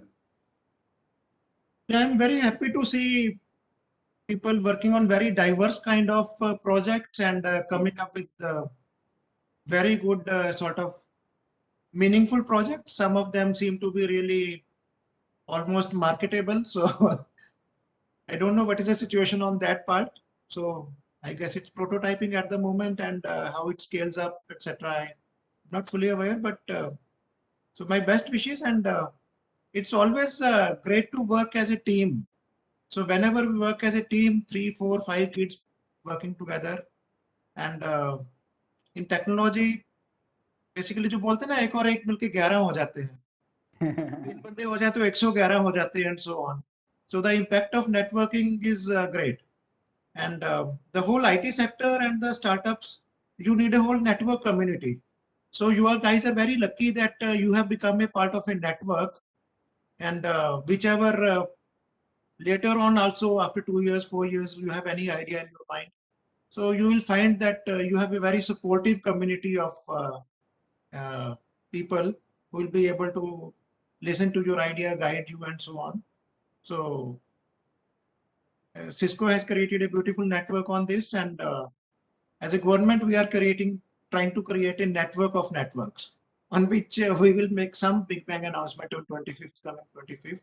So I won't leak the idea right now, but thanks to and congrats to Cisco team also for rolling out this project, and obviously bestest wishes to all the kids. Thank you. So thank you very much, sir. Much appreciate your time and your words of wisdom and all the encouragement. This means a lot to the young students as well as to Cisco. I really once again thank you for your time today and congratulate all the winners. Now we will move on to the next part of the program, which is the roundtable. I see my colleague Vish Iyer is already there from Singapore. Dr. Chintan Vaishnav, Mission Director of Atal Innovation Mission, and Manoj. Thank you, Vish, Chintan, and Manoj for accepting my invitation and joining. And I ask my colleague Shruti to take it away from here. Shruti. I don't Thank know, you so Google, if I did something wrong. Was I supposed to do this or you were supposed to do something? That's all right. You did a great job as well. So let's give it over to Shruti. But before that, I just wanted to quickly introduce the topic that this panel will be discussing as well. It's right up on the screen.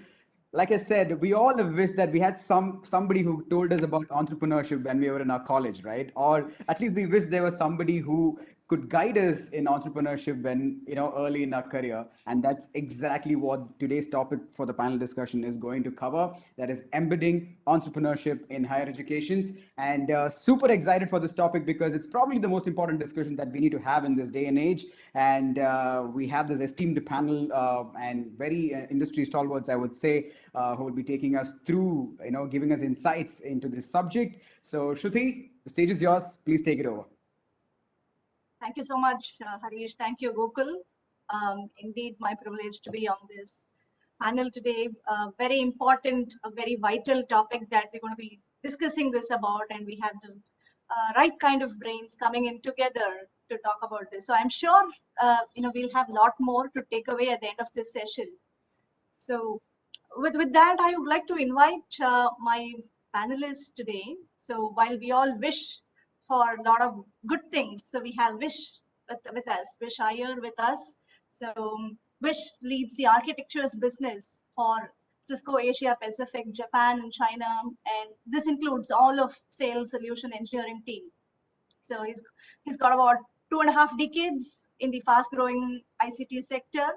But the best thing that I should tell you about him is that he's led teams that have pioneered the world-leading innovations for innovations in the 4G mobile broadband services, video platforms for 350 million connected homes in Asia. So if you and me are not able to watch Netflix, or even if you are able to catch up on Prime, Amazon Prime, even at our vacation destination in whichever corner of India we are in. So, and we have the innovations and startups brewing out of all the corners of the country. So you know who is the man behind all of this magnificent change. So I would like to welcome Vish. He's super passionate about innovation and with an execution first mindset. His inputs are going to be quite vital in our discussion today. So Vish, with that formal introduction, we would like to know one thing which we cannot find on social media about you. Look, I think one thing which I can, which is my sincere desire to learn. Just listening to this session, I think from Harish, from Mr. Agarwal, it's so fascinating, right? I think we need to keep learning every day, and I think looking at the students, their presentation, their clarity of thought, I think there is nothing more wonderful than being a daily learner or a perpetual learner in life. So I think if that's the one thing that you want to know about me is, I think I think people make you energized, and I think this session has really energized me just to see the confidence and the entrepreneurial spirit that this generation is bringing onto the table. So it's wonderful. Thanks for having me here, Shruti, Harish, and Anita, and team. Thank you, Vish. We all wish to, just jump into our vacation, but we have someone amidst us who is on his leave from MIT, the Massachusetts Institute of Technology. And while we all want to kind of stay put and relax, enjoy our leave, we have Dr. Chintan Vaishnav, who's a social technologist, is trained to design and build large-scale systems. So he is currently the mission director for Atal Innovation Mission, and he's really reaching the pockets of rural India, the urban India, bringing in his teacher, innovator, and entrepreneur, all of these different facets together and improving the human conditions for everybody. So the same question to you, Dr. Vaishnav, what is that one thing we cannot find about you? Or one thing that we do not know about it as yet?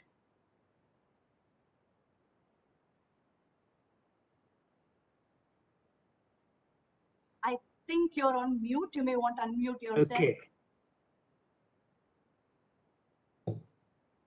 You're fine now. Oh, let's see. Can you hear me now? Yes. Yes, Well, very Okay, great. Well, thank you, first of all, for having me. And Shruti, thanks for putting me on the spot. And it's nice to be with friends here. Greetings to everybody. What is that one thing that you don't know from social media about me? Is that the question? Yeah, okay. that's right. Tell us that one secret thing that we don't know about you. That you don't know about me. Okay. Well, I have, after some years of teaching, I arrived at a conclusion that teaching is the only way for a man to experience motherhood. I've never said that before. So here you have it. Thank you. Thank you so much. Pleasure to have you today amidst us, Dr. Vaishnav. It's great to be here. Manoj with us, who is a multifaceted personality. He's donned the role of CEO, board member, global business leader, entrepreneur, investor, advisor, trader, banker. So he's the co-founder of Krishi Kalpa Foundation, Sustain Plus Energy Foundation. So we understand where Manoj's heart lies, amidst livelihoods, prosperity, health and wellness, climate and sustainability, inclusion and equity. So, and as the founder of Social Alpha, Manoj believes that entrepreneurship has the potential to create deep impact, a positive change in the lives of people and communities. So, Manoj, I think the same question to you. So, we know what is really at the crux of your heart, but tell us a bit about the edge that we don't know yet. Thank you so much. Thank you for your kind words and thank you for inviting me. Very privileged to be here. And now, because the teacher has spoken before the entrepreneurs, I will just copy his template and say that the statement I would make is entrepreneurism is the new way of activism. Awesome. So we've got learners, teachers, and activists on the panel today. So that's a fantastic way to discuss about why entrepreneurship has to be embedded in higher education, because this has been an area um, which has been in the limelight for the several post-independence reforms, especially from the Indian context, that has happened in the education sector. We've got the world's largest number of universities and colleges, but in terms of ranking with respect to size, diversity, we've been pretty much low, which that the true potential is remaining unexplored. So for a country like India, which is one of the most populated country in the world, it means that we have with us the right kind of resourcing, skill set, mind share to get into determining what the world should be for the years to come. So, and we have the government initiatives like Make in India, Startup India, Atal Innovation Mission, Skill India. All of these are transforming Indian economy into an entrepreneurial economy. So we are seeing that when appropriately planned, all these can attract bright students to explore the world of research, innovation, and get the right entrepreneurial mindset going. So, Dr. Vaishnav, the question to you is, you've donned both hats. You've been a researcher, an innovator, and now sitting on the chair where you're influencing the AIMS mission to strengthen this pipeline. So, what is your KPI in terms of determining, strengthening this pipeline and strengthening the outcome for the country's skilled students? Okay, students, all students, you mean all, any student? So we would want to know, especially at the government level, institute level, as well as an individual level. So there are three different levels that we would want to understand how the initiatives that you're looking at is going to impact. Yeah. So I think it's a tough question.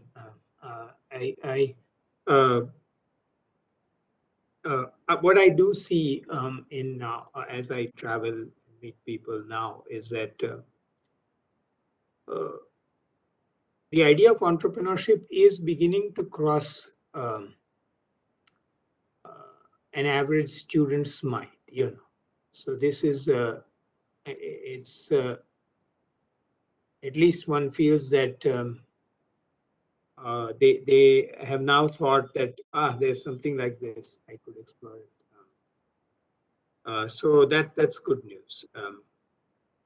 I think at the level of sort of an individual, if I were to put a yardstick of when we call ourselves successful, I'm taking the learning idea from Wish. I think we could call ourselves successful if we have demystified the idea of entrepreneurship for a student at an individual. That is not to say they will become an entrepreneur. I mean, it's their choice. But if they wanted to, will they know how to become an entrepreneur? I think if we can do that, we have been able to do that in mathematics, I think, at a certain level, right? I mean, I think everybody knows certain basic things of mathematics or science or whatever. Can we, that statement itself may be somewhat controversial, but anyway, that's the individual level. At the I think the from the highest level, maybe the KPI has two dimensions to it. One is access, right? Access to innovation and entrepreneurship. That's one. I think that dimension is important for the government, because where the markets and institutions fail is where the government needs to come in and create access. These may not be our top entrepreneurs or innovators, but at least there's an access to doing so, and then over time they will do better. So that's one dimension. The other dimension of KPI is what's happening to the depth and breadth of it. So metaphor before he says it. But I was listening to one of Manoj's interviews some time ago, and he used a very nice analogy that we have built small runways for small planes to take off. Can we make these longer runways so bigger planes can take off? If we are able to build, startups that are deeper, more scaled up, more systematically, then I think on that other dimension we're doing something right. The other way I like to say this is that Atal Innovation Mission's job is to build an innovation ecosystem, and that ecosystem means the actors and their interdependencies that need to be there so that an idea faces less friction in becoming an enterprise. And when those interdependencies of actors that are necessary to be there, and those become dependable, we have built a stronger innovation ecosystem. That's the other way to think about it. Yeah, so I think the dependable ecosystem. So I think we have the vision ready for us. We want to build those longer runway, the bigger runway for bigger planes. So with that vision, I'm sure we need more players coming together. We need both the public sector, the Totally. private sector, the startups, We need a more conducive environment. So, Vish, the question to you here, for a corporate like Cisco, which has a life cycle engagement strategy with startups through thingQbator, Launchpad, Open Innovation Platform, agriculture. So, how do you see all of these adding to the goal of positively impacting the next billion people by 2025? I think the points Dr. Chintan made, Shruti, about having a cohesive ecosystem. I think entrepreneurship is just the first step in the journey. And if you were to look at the globe today and take examples of countries and companies that are successful, so if you look at the innovation ecosystem, say emanating out of Taiwan in the semiconductor space, or you look at Korea, for example, in terms of what they are doing around mobile phones and televisions. You look at the US with this entire digital ecosystem where around 10, 20 companies are contributing to close to 70, 80% of the S&P today.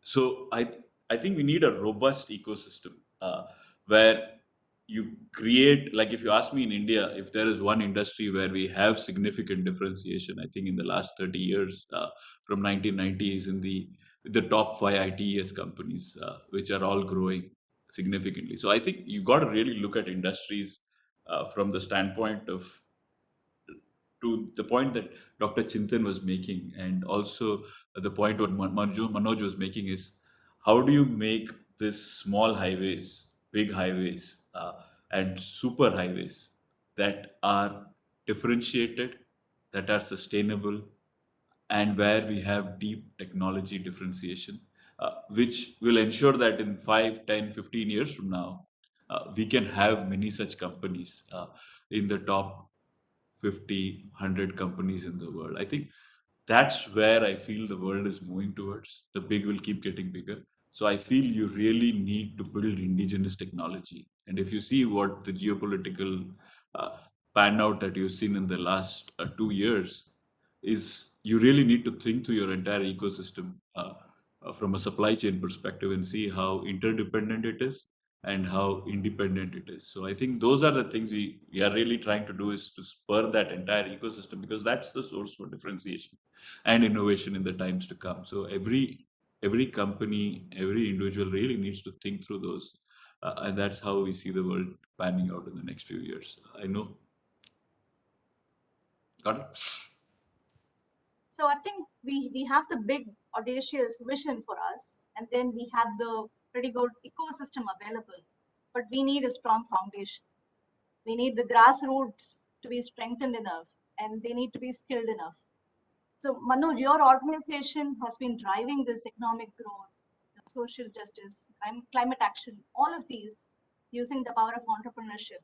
So we want to know how you're taking on this mission to provide more power and more empowerment to the grassroots, so that we have the student innovators also joining hands with the corporates and the government to tap into this together. Thank you, Shruti. So, see, entrepreneurs take risk for making our lives comfortable. And the role of entrepreneurs in any society is like, you know, like in business, you have insurance companies that provide you insurance against the shocks, right? So entrepreneurs actually generate the economic activity that really fuels a society. If you see the most developed countries in the world, they are built on entrepreneurship. Whichever country you pick, right? They are all built where innovation happens, where innovation actually moves from idea to lab to market. You see that entrepreneurs play the most important role, and that role requires taking risk. Risk is the single most important factor that differentiates a person on payroll from the person who is taking entrepreneurial risk, right? Now, if you look at people in our country, you mentioned about the grassroots, right? The farmers. We think of farmers as farmers, right? We don't think of farmers as entrepreneurs. But if you really analyze a small and medium sized farmer in remote India, you see that person is actually taking huge amount of entrepreneurial risk to provide food security to middle class. They procure goods, they procure technology, they need irrigation, they put their labor in the field, and then they sell their produce. And the risk they take right from input procurement to farm cultivation to post harvest inventory risk is actually same as most of the large businesses, with one problem that they don't have access to finance and they don't have access to insurance, so they are exposed to all the risk. And now with the climate crisis they are also exposed to much higher weather risk and uncertainties of climate emergency, right?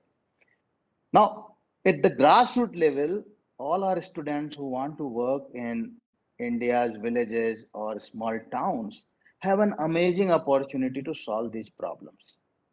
And if they solve these problems, they will not only take entrepreneurial risk to help the society and the country, they will also make money out of it, right?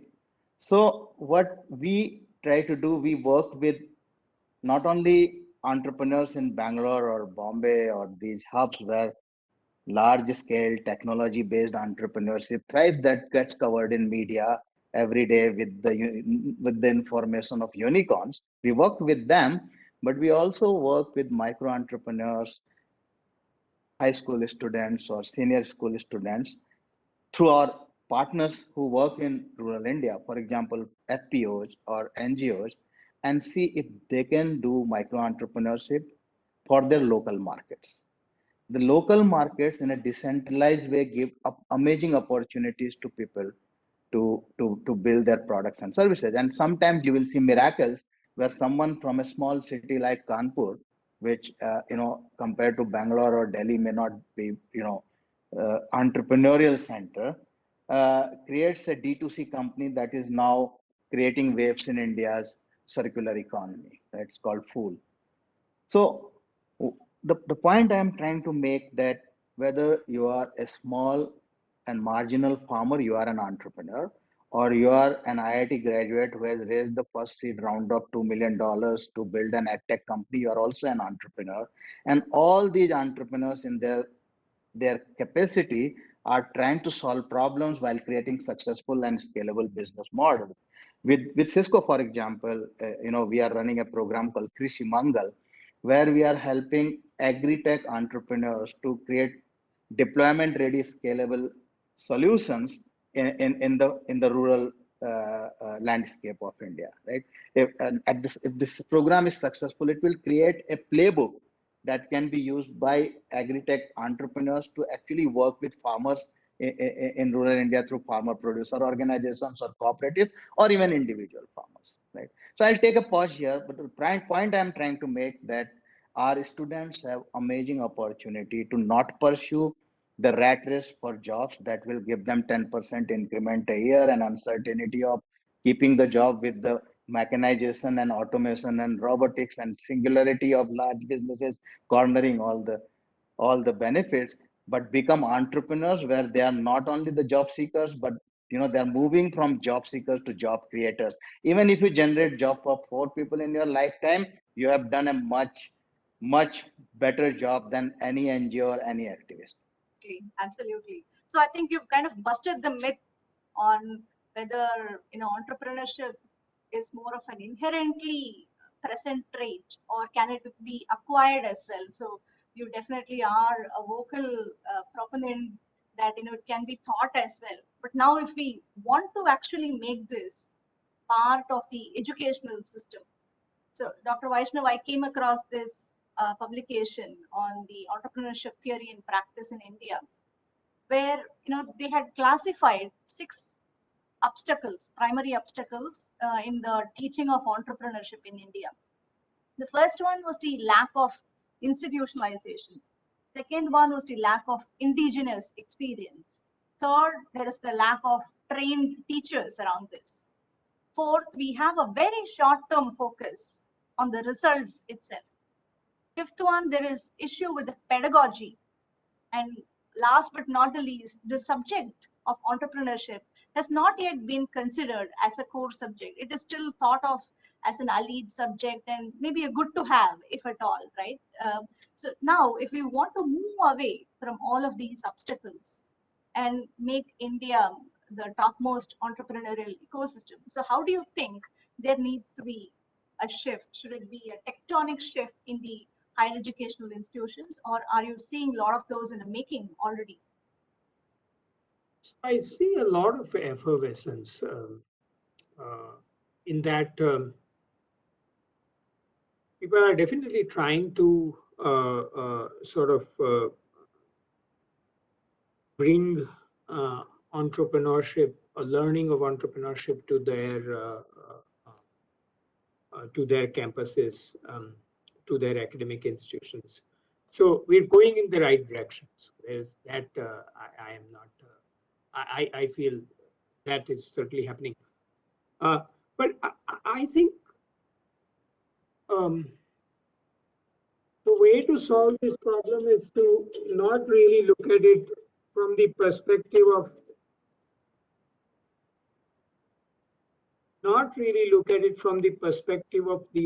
from the obstacles perspective, but I think look at it from the what's possible perspective. And what I have experienced in my own class is that if somebody wants to become an entrepreneur, then I think none of these obstacles matter. They will figure it out. Similarly, if an academic wants to, so first of all, I mean, with what Manoj very beautifully described, we will really have to communicate that entrepreneurship is a way of life. It is orthogonal to what it is that you do. Therefore you meet entrepreneurs who are bureaucrat entrepreneurs, who are teacher entrepreneurs, who are policymaker entrepreneurs, who are whatever, who are janitorial entrepreneurs, whatever you take it. It's a way of life. It's a way of thinking and solving problems and so on. So to that extent,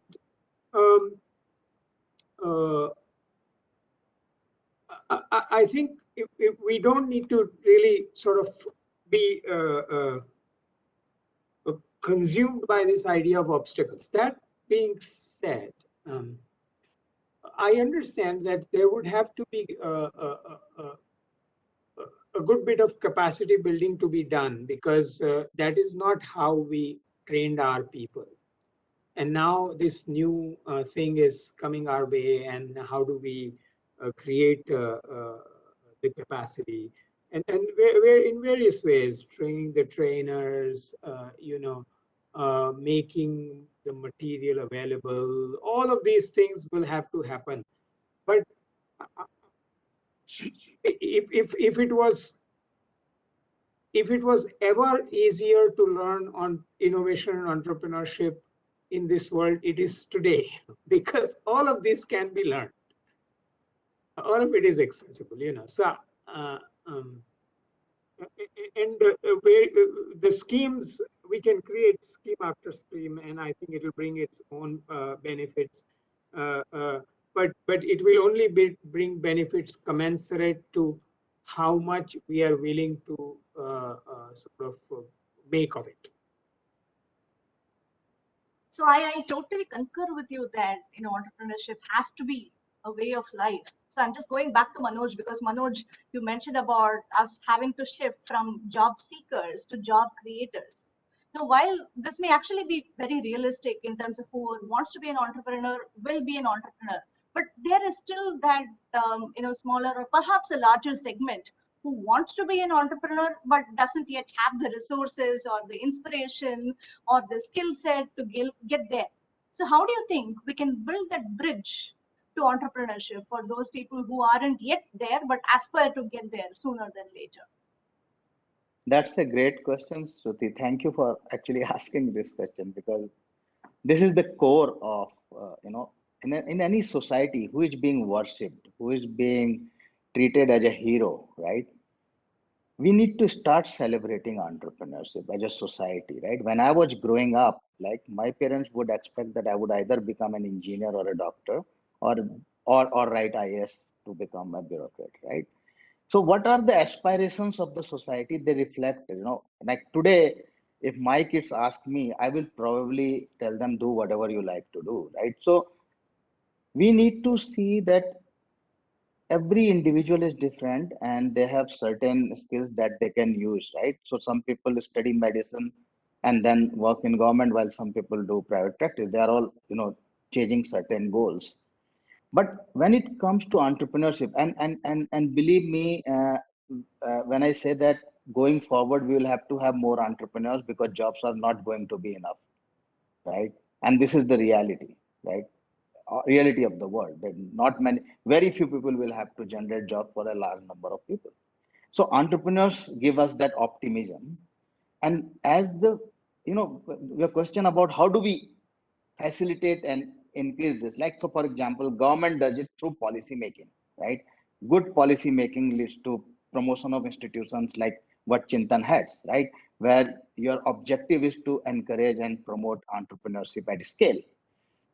As this is what government does, private sector can do a great job by making sure that they provide market to the entrepreneurs, right? So if I build a product that other companies buy from me, then this is the great charity private sector can do by creating markets, right? But society also needs to celebrate, right? In my village, if there is a shopkeeper, there is a tire puncture shop, and there is a barber shop, and then there is a trader, and there is a UPI transfer agent and bank service. These people need to be respected in the society. Uh, Only that society that respects entrepreneurs for their risk taking develops and grows. I think that tectonic shift is now happening in India. People take pride in saying that my son has a startup, my daughter is leading a startup and has raised money from investors.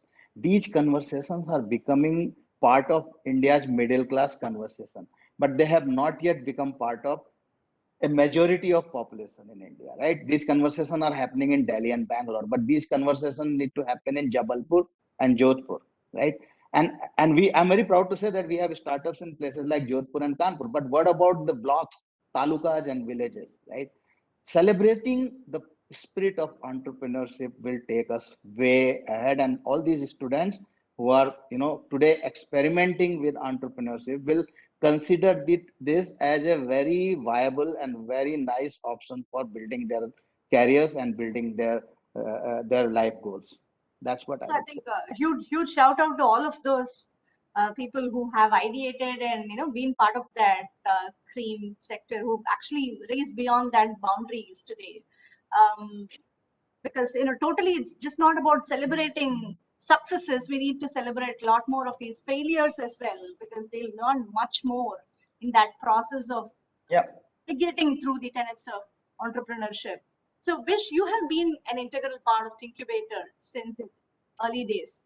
So you've seen a lot of these early ideas, quite mature ones, they have evolved through the growth stages. So for people who, the innovators who want to build in India and build for the world, so how would you kind of lend your vision of globalizing innovation? How could that become a reality? Yeah, I think the whole purpose of thingQbator, I think when it was conceived, and I think we are in the fourth cohort now. I think it was about creating this innovation mindset that both Dr. Chintan and Manoj spoke about at the grassroots level, right at the time of the students, whether they are in the first year of engineering or whichever course they're doing in their colleges. So it's about building that mindset. And I think if you saw the clarity of thought, the confidence, the fact that many of these student entrepreneurs have made a business plan, uh, have defined a problem that they want to solve, have defined purpose, uh, and are now even getting funded. Like I remember, I don't remember we giving 5 lakh rupees in our first or Harish, in our first cohort of thingQbator. So I think we have also grown, we have learned. So it's about this learning ecosystem. So I think it's about the early we catch I think the more successful they will be. And I think life is, as you rightly said, Shruti, is not about getting it right the first time. I think some of the most successful entrepreneurs have got it right the third or the fourth time. So there is no age for entrepreneurship. I think you age better with time. And I think there are ideas that have the right time as well, regardless of when the entrepreneur wants to bring that to life. So I feel what I think the answer to your question, Shruti, is this is a journey. And to the point that Manoj and Dr. Chintan said is that we need to celebrate and make them role models. And in any society where entrepreneurs are encouraged and we cultivate a number of them, then the country does invariably better and builds a more inclusive society and a more prosperous society. So I think that's our intent. And I think to your higher order question is, I think the connection between university, faculty, students, and industry, I think needs to get closer so that the industry defines the problems that they want the faculty and the students to innovate on, to create that prosperous economy that we absolutely need. So that's how I think this whole ecosystem needs to come together and drive this forward. Talk about this connected celebration. I'm going to wrap up with a set of 3-second questions to each of you. So the first question is this one. Supposing Harish is going to give $1 million to each of you. So which would be that one sector that each of you will invest in? So first. Is that to me, Shruti? Yeah, Vish. Yeah. So look, I think if I looked at the industry that I think I saw out of the 10 ideas, it was around mental health and wellness. And when I look at that space, I think India brought meditation and spirituality and yoga to maybe 400, 500 years ago. And I think that's going mainstream. So I think that's an area where I For mental health. What about you, Manoj? Sorry, so I joined late, so I don't know the context of Give this. you $1 million. So which is that sector you're going to invest in? So that sector has to be from the cohort, or I can mention You pick anything, any sector, which is that very promising sector that you would invest in. I would invest in climate change. Climate change. How about you, Dr. Vaishnav? I would invest in water. Water. So second question is this one. So if you had an option to teleport to a startup, which startup would you be part of? A difficult question. You've got just 5 seconds to answer. Dr. Vaishnav, this first one is for you. Oh gosh. It's a tough one. You get a pass this. So Manoj, we come back to you again. Who goes first? Shruti gets $1 million. Only one person gets it. So go for it, Vish. SpaceX, man. Okay. The $1 million is gone. Shruti, we need to wind up. So I think the last one is, the biggest takeaway, from the event today. So what would be your takeaway when you go back to your teams tomorrow? So what would be the biggest thing that you would share with your fraternity from what you've seen today? Dr. Vaishnav? Okay, I'll go. Well, I always felt that our innovation ecosystem was like a soda water bottle where bubbles could go and independent from bottom to top independently, but it was not like a lava lamp, where bubbles could merge and change colors and all that. But this today's event makes me feel that maybe bubbles are merging and changing colors. So. Vish, how about you? What would you be telling your colleagues? Confidence and optimism with the youth in India. I think you're going to conquer the world. Awesome. How about you, Manoj? Said optimism. Every time I see students talking about entrepreneurship and doing it, suddenly I feel very optimistic about our future. So thank you guys for thinking. Fantastic. With that loaded optimism, I pass this back to you. Thank you so much, Dr. Vaishnav, Vish, and Manoj. Very, very happy to host you on this very interesting platform today. Thank you so much. Thank you. Shruti, for a great job. Yeah. Thanks a lot, Shruti. And that was such a beautiful session. A lot of good insights coming in from there. And thank you for all the esteemed panelists for sharing your thoughts. And one thing which struck with me was what Vish said, which said, there's no age for entrepreneurship. So wherever you are, whoever you are, you can go ahead and start off your entrepreneurial journey and do not be bogged down by the hurdles you get, and which is exactly what I want to tell the students here and who are the young budding entrepreneurs. Of course, when you move ahead, there will be hurdles, but do not be bogged down. Just find ways, just find innovative ways to come out of it, and you will be successful. And that's the key. So, thank you so much for this wonderful panel. A lot of insights coming in from there. Thank you so much.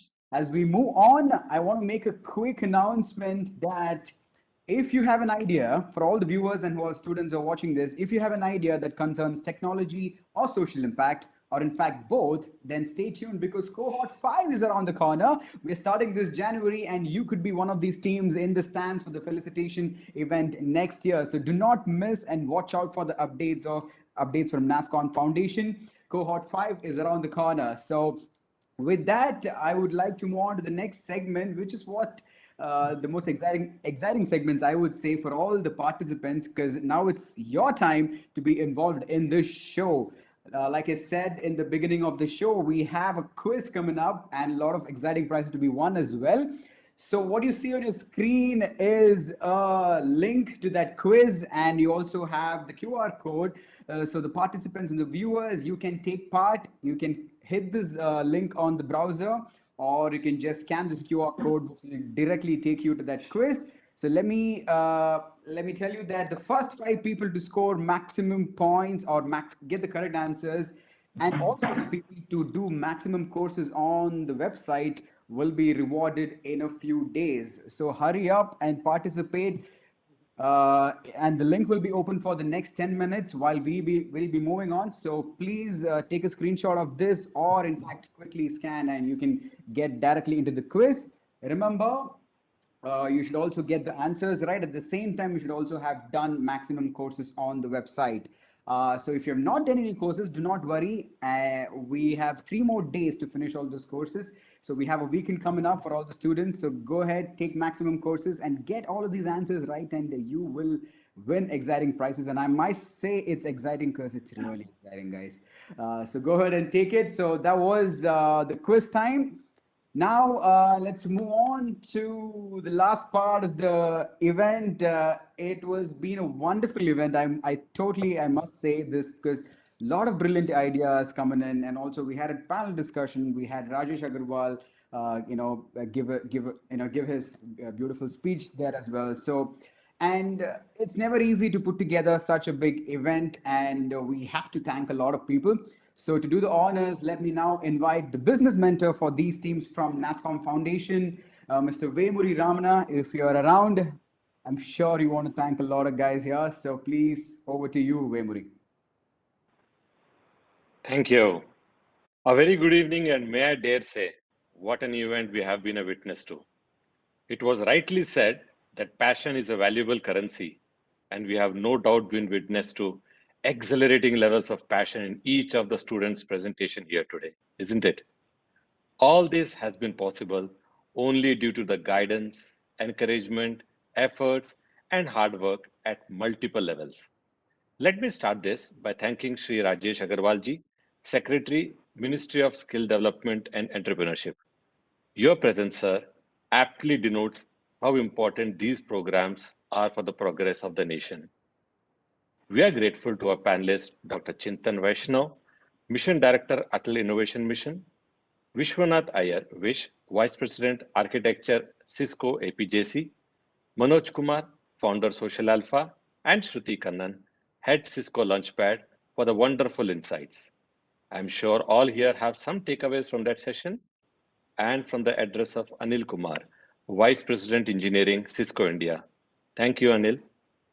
Our program is as good as the enthusiasm and drive at all levels, starting from the top.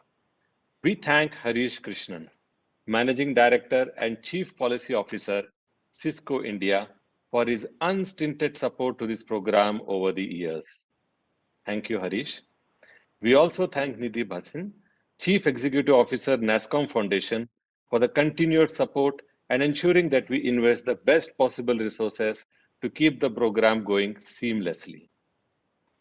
If we have an event of this scale, we all know that there are many stakeholders.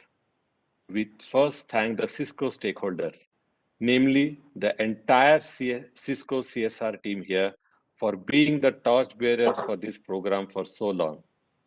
The Cisco University Relations team, the NetAcad team, and the Cisco Government Relations team. Thank you all. We also thank the university stakeholders, namely the university leads, student body members, and the most important cog of this wheel, the students. A big applause to all the student participants who have been more than 4,000 in numbers, either as direct program beneficiaries or through course certification. And a special congratulations to the top 150 teams who could make it to this cohort. Last but not the least, the people on field who implemented this whole program, the NASSCOM Foundation team of Prashant Kumar, Inba Kumar Joshua, Lyle Rodrigues, Prashant Chaudhary, Akhil Madhav, Vikram Kumar Singh, and Sahan Raj. This team was instrumental in producing those startups and innovators, some of whom you have heard today. We end this note by saying that this program is now only going to get bigger. Buckle up your seats and see you all enthusiastic audience in the next cohort. Once again, a heartfelt thanks to all. Hey, Gokul is like out of syllabus, but I also want to thank a few people. Sure, I want please. to thank Nidhi and the entire team at NASSCOM for all the great work, all the students. I want to especially call out Rohini, who's been the quiet person here, but done a lot of hard work. So Rohini, thanks a lot for all the efforts that you do. I want to thank my colleague Anita, who's also done a great job in pulling this program together. So again, Anil and Vish, you've been supporting this throughout, and look forward to more involvement. I'm sure we'll have more Cisco participation. Frankly, for me, like yesterday when I spent time with the thingQbator portal, it was such a revelation. There's so much of good content that is there, and I think we should get more and more Cisco teams to participate. And Shruti, thank you again for your involvement. So I'll hand it back to you, Gokul. Thank you. Thank Thank you you, for Harish. that. I'm sure all of these people have done a great job and definitely need to be thanked more than they deserve, I must say. So thank you so much for that. Like I said, it's been a wonderful evening, wonderful event. Now, before I sign off, there's one more important thing. Now, some of us would definitely like to talk to these top 10 teams, I'm sure. So what we're going to do is we're going to jump you guys into breakout rooms where you will have a chance to interact with this team and to get to know them better and their products better. So, and they will be more than willing to answer any questions that you might have. So please type in the link that you see on your screen on your browser. You should be able to directly get into the room. You can, or you can scan the QR code that is seen as well. So once you get in there, you will see the team names listed. So whichever team that you want to talk to, please join that room and they will be present. The participants will be present on that room, and you can definitely ask more questions. Now, even if you don't have questions, I would suggest please get in there because they need your love, they need your wishes, they need your support, and only then they feel, they will feel accomplished, right? So they need all your love and support. So please get in there and congratulate them, and also give them some ideas and suggestions if you may have. So it's now your time to talk to the teams. So with that, wow, what a great evening. We have overshot by just 20 minutes. It's not a bad thing because it was a long event. We had a lot of things coming. We had 10 people to present. So all I would say is it was just an amazing show, and it's amazing to see young minds, what are in young minds and what they're thinking, and pick a part of their brain, right? So thank you, Cisco thingQbator and NASSCOM Foundation, for making this happen. Like I said, you guys are the ones who are making this happen, putting that wings and helping teaching them fly, and making them fly high. So thank you so much for that. Remember, I would like to leave you with one thought: today's idea can be tomorrow's revolution. So do not take any idea seriously, however crazy it might sound. So with that, I'm your MC Gokul signing off. Until next time, here's me wishing you all the best, and take good care of yourself and the ones around you. And I just want to wish you all nothing but just love, peace, smile, and music. Thank you, ladies and gentlemen. Have a great evening and have a great holiday season. Thank you. Bye.